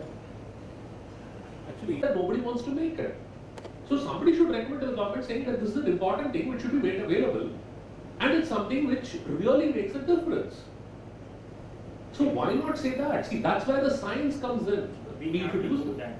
Exactly. Then my question will be finally, who is an expert who is going to help the government formulate a policy? But finally it comes down to expert. I agree, but that's where you read the data and interpret it and see how you can use this to improve the situation. So actually, the state IMA now, I'm telling you, now, we people, everybody is member of IMA. We are, getting all this thing in a consensus way, and we are formulating certain things. So how far it will be taken up by the court? State IMA. This is what where we form. We are members of. See, basically, because IMA is a much recognized thing in the court. And then the court looks at problems with body of peers. If they have an SOP, the court is very happy accepting. The problem is there is no SOPs as of now. This is the biggest drawback here. Now I got it. Even with the IMA, SOP, the court requires acceptance of this problem. See, there are so many senior doctors who still don't accept that we should not give test dose. We are from the generation, I think we are from the internet generation, so we keep updating ourselves. The senior doctors still don't accept. They seem very active during election. Yeah. What about, because recently when this bridge course came up, IMA got together, every doctor got together and opposed it. Why aren't we opposing it when this case came up, when the doctor was sued for a test dose? Because majority of our population still accepts it. My parents are doctors, they're senior people. Today morning when I left telling I'm going for this, they said, what is wrong in doing it? Do it. If it's negative, you're happy, it's positive, you might find something. So there's no big cost involved. That is the mentality of people. So I don't think it's easy to get it out of the system so easily unless we do awareness. And IMA, definitely, they do so many talks and all that. Definitely IMA can have this as a focus and create awareness so that there will be acceptability of all the doctors to push this forward. We are pushing it forward and someone says, the Karnataka Medical Council has said, no, it is not acceptable. So creating awareness is a very big point there. In UK, I think the guidelines whichever is set. Nice. Yeah, nice guidelines. I'll tell you, the UK law system, how it works is, it's completely pro-doctor. Okay, nobody can win a, case in the court of law so easily because there the doctor decides on how much information the patient wants to know. Okay, US it is completely the opposite. It is, you have to provide all the information relevant to the particular thing. So UK doctors are really safe in that aspect. So what happens in our country, we are mix and match here actually. If our concerns are, to be mentioned according to the description, it's like, all the relevant information which we can't give actually. That is what it is all about. Just to put it in perspective, the court is very clear, any complication below 10% as per the standard textbook, it is your therapeutic privilege to withhold the information from the patient. Very clear. And it is IMCR guidelines. But much less. I think this is a bit of a problem. I'll explain why. There's a very interesting case which really shook the United States about 10 years ago. This was a resident who was doing his family medicine residency.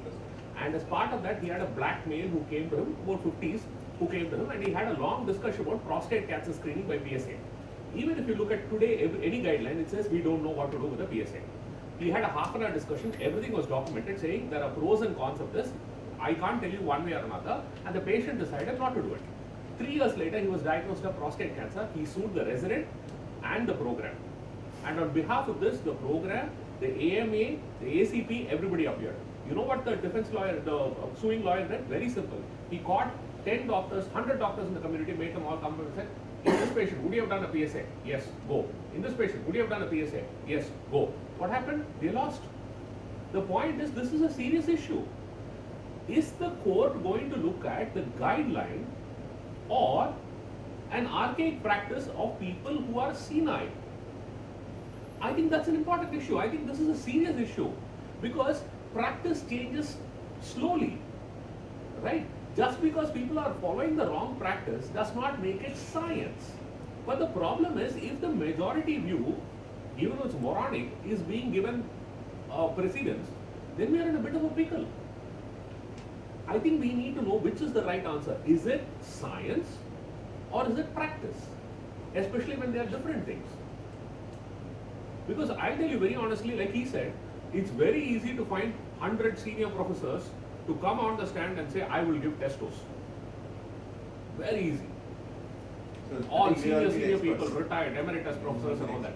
We'll get 100 people. Drop a hat, we can arrange that. What are we going to do? If all 100 of them say, I will give test dose, then all of this is useless. When a peer body decides on a SOP, I'm just telling you. SOP, so what is logic behind an SOP? It keeps getting updated every year. You have a conference, you see diabetic SOP, they change every year. Your diabetic protocol change every year. That kind of an SOP is what is going to help. Sir, so a peer body should be having actually, SOP. what you said has happened in JAPI last month. JAPI, a clear-cut original article has come regarding the no need to test for skin testing at all. So, as you rightly said, those kind of evidences should be given more weightage than just individual. Will they do that? Will they do that? That's what I'm saying. So peer body has to have SOP. Yeah, that's so what I'm who saying. are going to be the expert? That's why I'm asking him, who is the expert which you consider expert? No, sir. Or an expert body which will set up SOPs? I think That's the what IFA can take a load, take a lead. For example, for pediatric guidelines, you have for every professional thing, they have an association. Let them give the guidelines. As you rightly said, hypertension, diabetes, every month you are getting a guidelines. Since we are on camera, I will not want to comment on IMS, but the thing is we are very reactive as association rather than proactive. No, I got a lot of training across India as well as across abroad also. Before discussion, I got my abroad colleagues, I made a message thing there regarding this Bangalore doctor, what they sue. Immediately one of the message I got it, why you are tested? There is no need for you are asking history of thing or not. What I am telling here there, the specialist for this specialist is the weapon is from ID pharmacists there. Actually, pharmacist society should take a thing there. We are not the specialist for deciding the drug sensitivity or drug allergy thing there. Unfortunately, even though pharmacy has come up there, Pharm D is there, M Pharms are there, people are there. I saw yesterday like one of the hospitals are routing, I asked the Pharm D guy to do what is the sensitivity there. They are so reluctant, they do not know what to do there. They went and asked the permission of the assistant professor, somebody is getting there. He's clueless. But so many Pharm D and so many pharmacies and M-Pharm students are there. Unfortunately, they don't want to take it. If you go to the US, where a doctor writes, some reaction happened, they're not suing the doctor, they're suing the pharmacist there. Because the pharmacist only decides what does and what goes there. He's not suing me there, he's suing the ID pharmacy. That's what the guy told me, that the US guy written back to saying that why you are worried there. You are a physician, you give orders, this is a headache of me. I need to decide whether I need to test or not. Why you bother about it? That's what he wrote back me. Saying that this is useless for you. This is a pharmacy should decide. The pharmacist is a deciding authority. You are not a deciding authority. You need to decide which drug you need to give. What does everything decide by the pharmacy guy there? Why are you deciding it? We don't have those quite distinct. You know, I think the code in the Bangalore case. Unfortunately, we are talking about the adverse declarations and all. He said now NIH assessor there. I am an NIH assessor there. None of the hospitals have assessed given adverse drug reaction there. If we go there, what is adverse drug reactions? Hardly one that say loose stools and vomiting and diarrhea. That's adverse drug reactions I have seen there. I audited there. None of the hospitals, corporate hospitals go there, ask what is adverse drug reactions. You are talking about the NIH data. NIH data is nothing useless there. If you go and ask, zero. Nothing. Last year, how many NIH? How many clinical pharmacists you are having in your hospitals? Nobody. Zero. One. For entire hospitals, they say one clinical pharmacist is there. That one is because NIH mandated. Because they wanted that before the purpose of showing it there. That fellow is clueless. I asked yesterday that fellow, what is the adverse declarations, whether you monitored allergy? He says knowledge zero. I asked you, got so many pharmacy students with you, why don't you do a study? I need to get permission from administrator. Actually, sir, we are, I think, those things will not happen in our generation. No, it's there. Lot of It's happening. No, it's happening. You are not thinking there. Lot of pharmacy students are there. No, I'm not telling, sir. I'm telling at the current stage what the court asked, whether the doctor was there when the antibiotic was given. That is our current standard.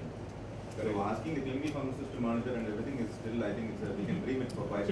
Yeah. No, please understand, we are doing it. There are other hospitals also which have started doing it. So please don't say it's not going to happen. It is going to happen. The question is not yet. It will happen. No, this point is well taken. He clearly put doctors, you put down the guard. You should bring these people there. He clearly put, why you're putting you yourself as in the blame there. Why not you? You should be down. This is the specialty of pharmacists. Why you are taking responsibility of pharmacists? And the pharmacy specialty is growing in this country. So why you are putting yourself up? You clearly pointed you should put down. Pharmacy should come up. Dr. Suresh, I think we are discussing at different hospitals, but we have to divide a policy for the whole country, starting from primary care. How the primary care physician will look for pharmacy. I think we have to look at the other side also. I fortunately work in a primary health center also. Primary health center, each primary health center, whether doctor is going or not, pharmacist is going, he decides the medicine, he gives the medicine there. No, sir.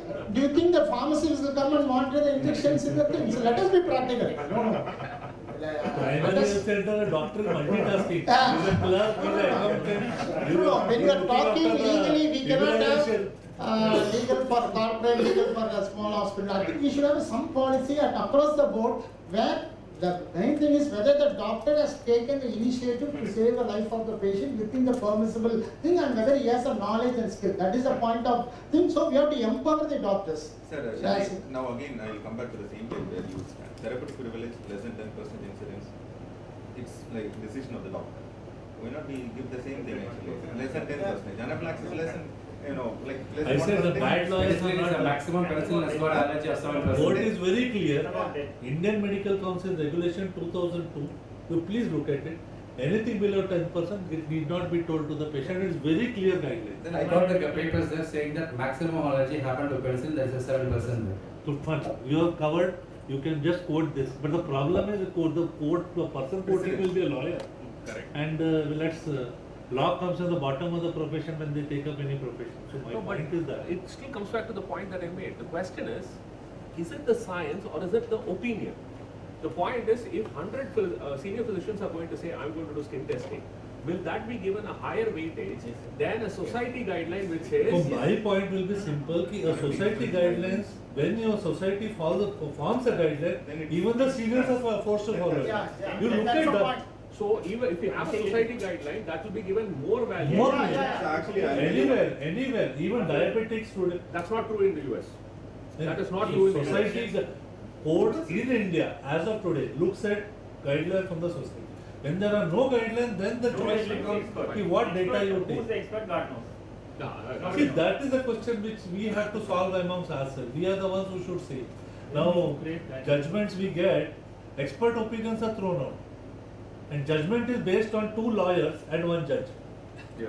Because the court has in the Nikhil speciality also a clear-cut guideline by the National Consumer Commission, it is not mandatory on the part of the court to accept expert opinion. Now tell me, who's going to guide the court in technical matters? I think that is for consumer. Consumer forum. Yeah. My point is finally this is a step. Yeah. Now when you look at the judgment, what does it say? A panel of doctors, their opinion is not being considered. It's not mandatory. National Consumer Commission. After that is the Supreme Court. So Supreme Court is not going to look something else. So this is the problem. Expert opinions are not, because they're taken with a pinch of salt. The idea is that we are a gentleman's club. We don't want our doctors to be punished. The point is, you go to a government hospital. The rule is, you have an opinion, you want an expert opinion, you go to a government hospital. That gentleman who is going to be giving it should be an equal degree as the person who the negligence is assessed. Now, government hospital, you know what goes on in a government hospital. Yeah. He is not accountable. You go to a corporate, he is accountable. Tomorrow the expert, but as a government servant. So these are the issues here. So law is progressing, we are growing, it's still in the infancy. So at least let us make a small effort, let this be a first stepping stone. Maybe tomorrow, maybe 5 years down the line, you will be more happier to say ki at least we were there when it was started. That's all I can say. The smaller body which can form will be the ID people whom you can, you have an association that can start straight away with the recommendation. Yeah, recommendations for antibiotics. It's easier rather than going to the broader IUP. Yeah, I think that is easier. As the former secretary of the society, I can tell you, we have so far at least stayed away from making recommendations on these kind of things. Basically because please understand that it cannot be, like you said, it cannot be just one group of people saying something, right? There are too many stakeholders in this, and like he said, the pharmacists, we need a strong, as we go further, we need a strong clinical pharmacy program. And we also need better education in our own physicians to understand things like allergies. In the long run, that's what is going to make a difference. We can put in innumerable number of recommendations, but till the medical education system improves and documentation improves, it's going to be very difficult to enforce any of this. But actually coming back to what is needed, as he says, from an output from this, he says, if for that purpose would be short-term plan. subject, Some short-term plan and a And long-term then plan. contract. Because The this short term- education awareness and that knowledge change or a concept change is going to take time. At least there's an because, alternate. yeah, because see, we are just discussing about the scientific aspect of it, and it has different facets of it. And say when government has its own difficulties in putting things in place, and we are a billion population, the scale of volume is always difficult to do. Yes, we have to understand the practicality. We cannot always quote Nordic countries as some of the standards. We have to come back to India and see that what is quite practical or possible in our scenario, what the best we can contribute from our side. I think that would be the better thing. And in that scenario, what is the best we could offer?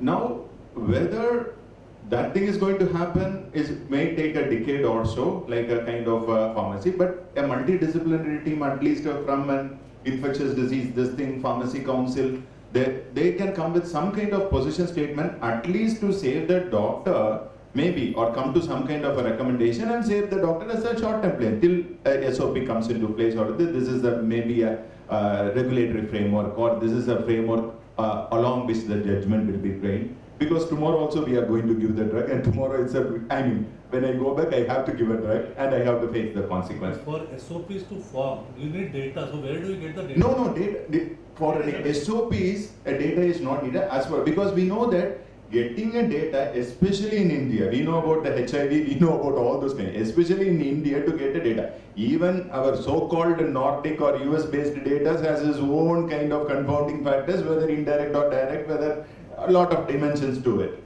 So let us not always think that Indians are so bad, but of course we are not very good as those people, that's all. But however, there are position statements, there are society guidelines which are available based on it. Because that's what we come to this thing, whether the level 1 evidence is present, level 2 is present, if nothing is present, at least a consensus statement, right? So already we have, say, some data or some position statements from different societies which is available, and we know from our opinion and from our knowledge and basic understanding of pharmacology and these things that these are the things which are doable, these are the things which are not necessary. So based on our understanding as of now, we can come with a position statement.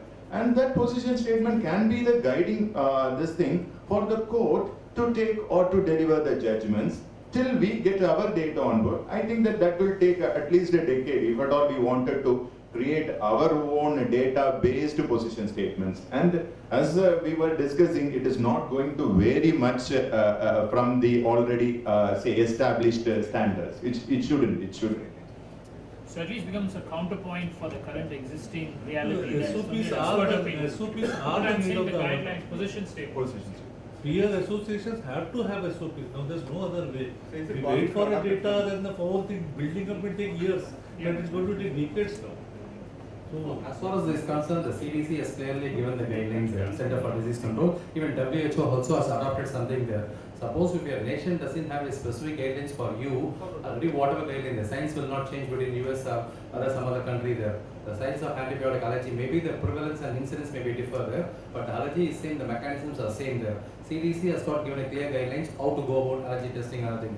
Unfortunately, it's not available. So we need to slightly tweak our thing, how to go about it, whether the first step and second step can be removed and go with the third step or not, whether you want to do with the third step or not. That's the thing we need to decide there.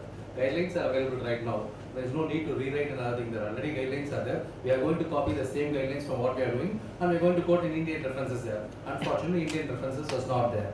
When I do before coming to the meeting, I try to do what is going on, but I can do only city corporate hospitals where I got a good link there. I got the data also. Unfortunately, I am not prepared the thing because yesterday only the data came there. The incidence of adverse reaction is more, particularly antibiotic related adverse reactions is more. Unfortunately, it is not given to anybody, not known anybody there. But we are saying about 7% and 8%. If we start seeing the thing, that's more there actually. Second thing, we need to tweak the guidelines. CDC has clearly given what to do next. So we need to guidelines and whether the steps, whether we need to follow it up or not, whether we need to ignore 1 or 2 steps and whether we need to go with the straight step, what is asking the third step, available in this country. remove the first step and second step, it is not there, whether we can go to the third step, with what risk we want to take the thing. Why they are given as a third step? Because the risk involved is much higher. Whether you want to take the risk involved before you go for the test or not, we need to decide about it there. Otherwise, everything is there, and this point is very valid there. We need to put the doctors down the line rather than put upfront there. And we encourage, because pharmacy specialty is encouraging there. Encourage the thing there. Not, I'm talking about the M Pharm and Pharm D. Lot of D Pharms and B Pharms, encourage them. This is the bread and butter for them there. They need to know. They need to tell before giving the medicine, they are also responsible for it there. Why they are keeping the pharmacist away from this, I still do not know the thing there. How many hospitals know about the pharmacy, role of pharmacy? That is also a question. There is an hospital is also very. That's what our position statement and white paper should focus more on these things there. We can bring about it. So far it is neglected thing there. You bring it. So why you are putting like a doctors as a multitasking and put the doctors on the top one there? This is not our responsibility there. Our responsibility is there, yes. But in addition to our responsibility, so many people are there. That fellow is giving the medicines and Jaliwala walking there. Unfortunately, I don't think that will hold, mainly because today the medical system as such, the doctor is the one who is considered as the top doctor. And he is the one who is considered, the buck stops with the doctor, not with the administrator, but with the doctor. So nobody will ever hold an administrator, nobody will ever hold a nurse responsible unless the nurse did something really, really gross, or a pharmacist responsible. Because today, healthcare is the domain of the doctor, whichever part of it. So I think putting us down may not necessarily work, and it's not something that the public is also going to find acceptable, right? Because all said and done, we are the ones who are interested in healthcare. The care of the patient is primarily the domain of the doctor. Nurses are involved, everybody else, technicians are involved. But I don't think we'll be in a position. We are the face of medicine. Exactly. We are the face of medicine. I'm not putting down there, I'm putting the sharing the responsibility. That is reasonable. That is reasonable, but I think we still have to be looked at as primary stakeholders. Whether we want to be or not, I think is a moot question. We have to be primary stakeholders. Anyway, I think we have exceeded our time. It was an interesting and a fruitful discussion.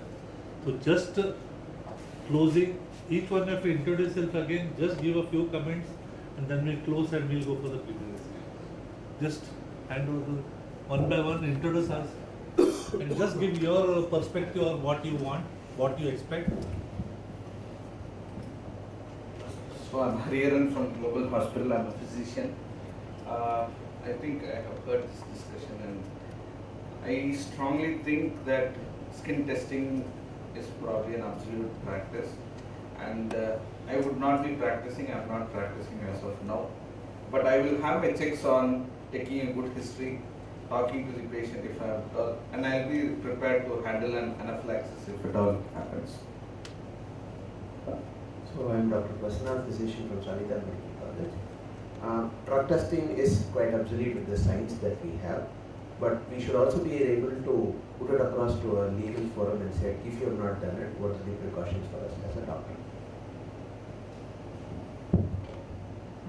I'm Dr. Sasidhan, pediatric intensivist from Meta. So I do concern that the view of the forum. So drug testing, skin allergic testing for antibiotic seems to be obsolete on the outlook based on the available evidence. But India has their peculiarities and our health system is quite heterogeneous. So I may not suggest going away from antibiotic skin testing as the solution. So because there are available things, if penicillin can be made available, that has to be an acceptable mode still for beta-lactam antibiotic exposure related issues. And other antibiotics, obviously I agree that antibiotic skin testing is obsolete. So for beta-lactam, I can't go and say like that. So still we have to go through because we are still relying on history and we have to make up a basis for history. So when we are not going to do it, the history is never going to be exited. So it has to be meaningful and it has to be age specific. I'm Dr. Dinesh, Deputy Medical Administrator, Mehta Hospitals. In my opinion, when it comes to the different specialties picking up, across picking on the not the routine need for a test dose. What I would like to tell is, we should formulate a guidelines, probably society guidelines.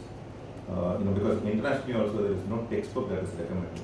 Now again they have come for the greatest thing is international consensus. That is what they have arrived actually for these things. So probably we should also arrive at something that you can recommend the code, like, if there is a history of Beta-Lactam sensitivity, send them to all the specialists, get the testing done. That is the only way. And all other things, it's we should give that therapeutic privilege advantage to the doctor to decide whether allergic reaction need to be done or not. That is my recommendation.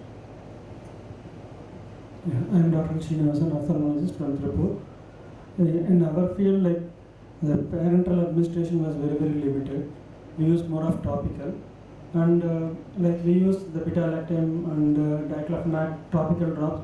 But we do get sometimes allergy, and some few patients complained about irritation. Long-standing irritation were more than 15 minutes. So in that case, we consider them as allergic to the particular drop. But sometimes the preservatives causes a lot of allergy in our practice. So, in case when we go for parental, I do give test dose because not ready to take the risks, and we have the anaphylactic or all those things in our setup. But now, after this discussion, I feel like doing the anaphylactic test, skin test may not be that essential now. Do you report allergies when you get it? Yeah, we do report. In our society, we report. I'm Dr. Raghunandanan from Madras Medical College, sir. I think the consensus is no need for blood testing, number one, but at the same time, the doctor must be competent to handle any emergencies. Dr. Parthivan, Solar Hospital. I have a suggestion. The drug manufacturers can be made to, they are enlisting so many side effects, the magnitude of the side effect can be mentioned.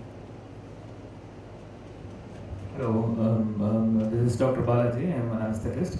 Now, I also conclude that we should have proper guidelines and we should have a standard operating procedure as well as how we administer this, how we test the sensitivity, and the skin testing is getting obsolete. I'm Dr. Babu, intensivist and chief medical officer of Vijayapur Hospital. Yes, the skin testing for antibiotic is obsolete according to the evidence which is present. Of course, with a certain Beta-Lactam antibiotics, which is a known or suspected history, yes, we have some protocols in place. I think we have to follow. What I would intend to see out of this exercise is that there is an effort towards forming some kind of multidisciplinary team to come at a position statement, and that position statement can be used as a reference for the Honorable Court to follow for any kind of delivering any kind of legal judgments in future till we get our own data. And as an administrator, I think that the hospital should also take the onus and responsibility to bring in a lot of clinical pharmacists and make these pharmacy services more prominent to actually capture these kind of data and report it, and at the same time to thwart any kind of complications. Subramanian Kovinathan, infectious diseases at Clinical Global Hospital. I'm also the scientific chair for next year's infectious disease conference. In fact, I have planned a session on this very topic as a plenary for the, God willing, plenary for the main conference. And maybe I'm thinking we could think about coming out with a position paper at that time with various stakeholders. That will give us enough time to gather more data, like Suresh just mentioned, and also come up with a position paper which makes more sense with more stakeholders, because we are also involving some of the intensivists and people like that. So maybe we can do that along with that as a intervention, but let's see. I can't promise that. You can contact Institute of Medicine, we will also see what data we can provide. Certainly, certainly, because I'm still in the preparatory phase. It's in August of next year, so I'll certainly contact Dr. Ravi Shankar and see whether why not. He can provide you some data if Absolutely. he can collect some. Absolutely. I think it will be worthwhile. Sure. I'm not a doctor, I'm from Economic Times. I'm just trying to get an idea of the theme that you're discussing. I think media has to play a big part. We have Gabbar Singh relationship with the media. Most important person in this room. Following this, I'd like to carry a video bites Just taking out all the topics. So wherever you feel that you have a very strong point to make, I'll take a short bite. Take for instance challenge, global trends, the science behind it, the clinical pharmacist and the doctor liability, documentation, family we discussed about, and the emergency situation. So wherever anyone has a strong viewpoint. The doctor is not the only person, there are other stakeholders also. Yes, that's why the idea is to get a pool of bites and then regulations. So whosoever feels to contribute, just give me a short bite and pull them together and create a video.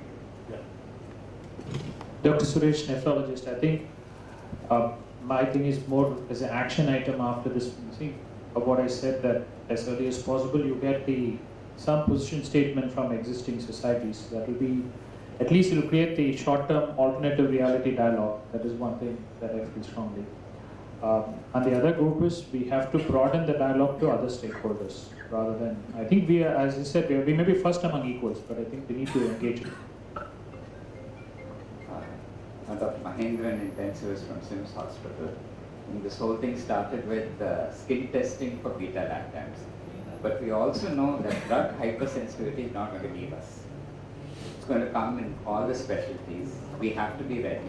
And most often when we are administering it intravenous, all that we do is start off with a slow rate.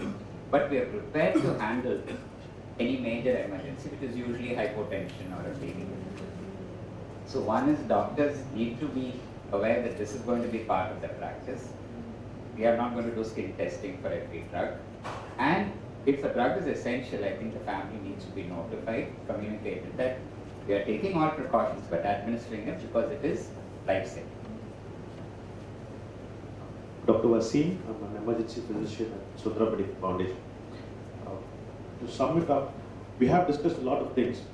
Whether all of this will be accepted once we go out of this room, once this message goes out of the room, is a question mark. Yes, we're going to bring out position papers and all that. We may release a position statement saying this is what you need to do. Who is going to follow that? Rather than giving an SOP, we need to bring about a systems change. So, okay, let's say all of us agree, all of us outside the room agree, we won't do skin testing anymore. Like Mahendran sir said, how many of our hospitals have a proper emergency room? How many of the wards have a proper crash cart with adrenaline available? I think Dr. Suresh also had mentioned that. Is adrenaline available? They take 1 hour to go and find that adrenaline.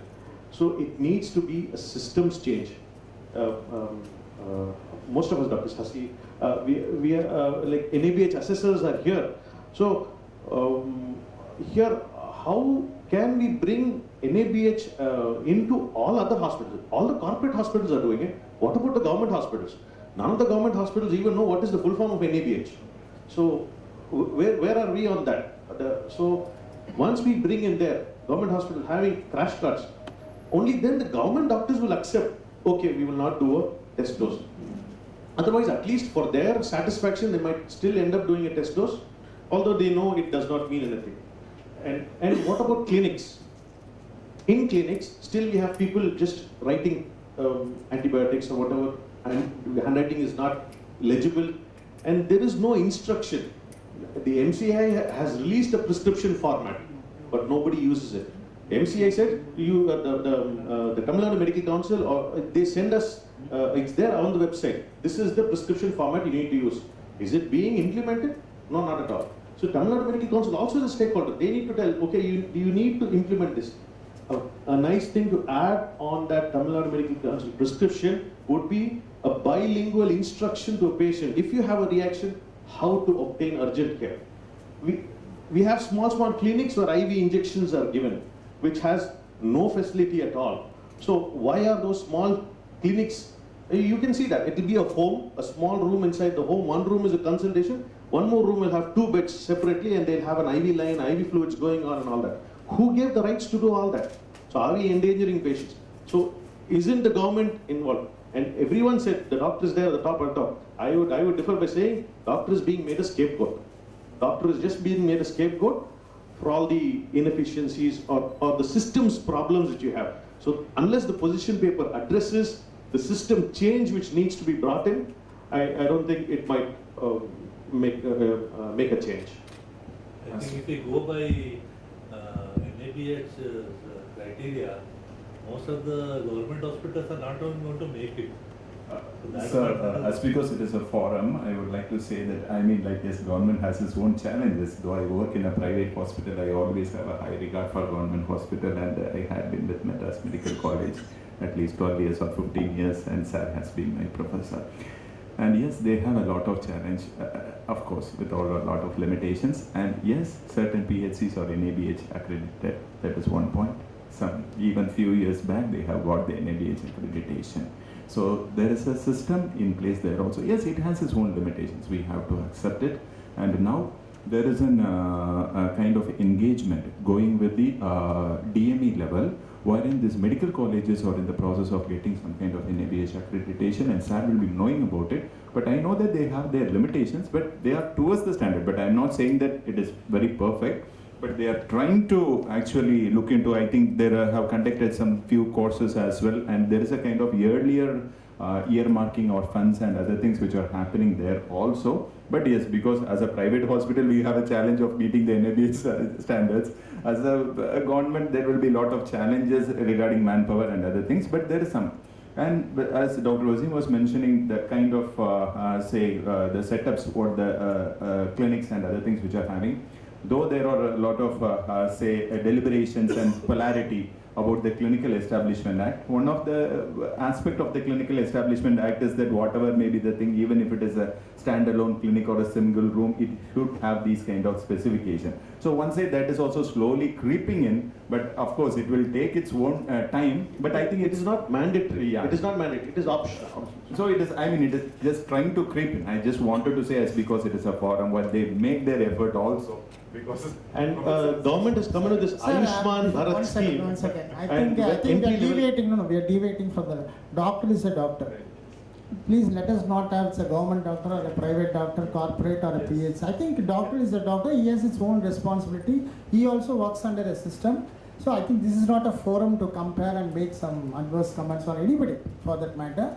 Because I want him to take back, even government doctors don't know what is NABH. I think I can put the same thing to a private doctor also. It's not that, I mean, when you're talking... I apologize for that, sir. No, that's all. I wish to change this, I would say. We are all products of the public healthcare system. Yeah, that's what. No, I wish that's to what. change that statement. Today I will tell you, sir, very easy to find faults. Very easy to find in any system. But we have to improve our standards. So I think doctor is a doctor wherever he works. I think that is a... I apologize and I changed my statement. Sir, the volume of government is coming up with Ayushman Bharat scheme. Hospital cannot be compared by any private hospital. Yes. And the facilities available in government hospital cannot be compared in any individual private hospital. Due respect to all the government doctors, sir, because at least in a private hospital, I have this thing to say, I don't have beds, you have to go to some other. When I was associated with Madras Medical College for 15 years also, and there, I mean, like, we don't have any option. We just get, and whatever the best we have at that time, we will deliver to it, irrespective of whether I am working in a government setup or a private setup. But I would say that working in a government setup gives me a more than satisfaction, if not very monetary. Sir, as your own senior doctors, I really apologize.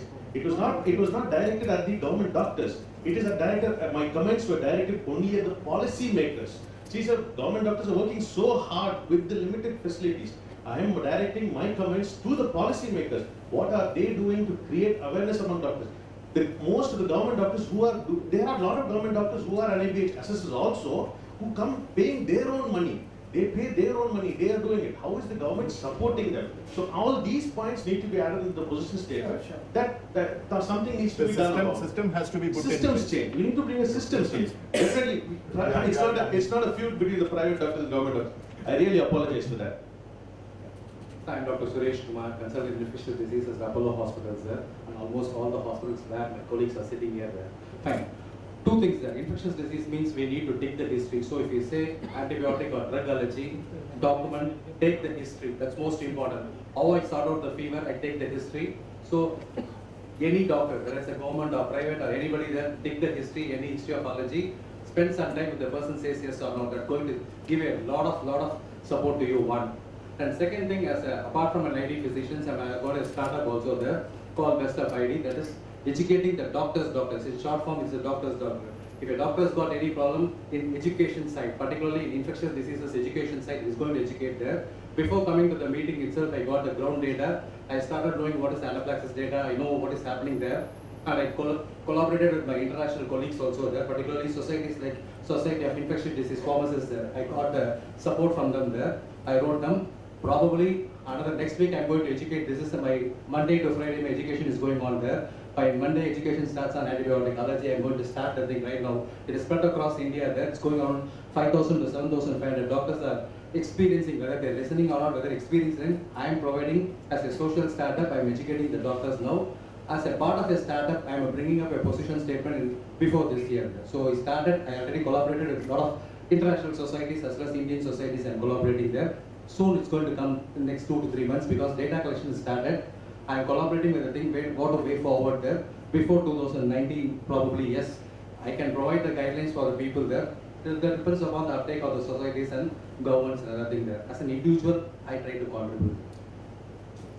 I think you can collect data from his. Be a part of society. Yes. Yeah, I am Dr. P.T. Saranan from orthopedic surgeon from Kanchipuram.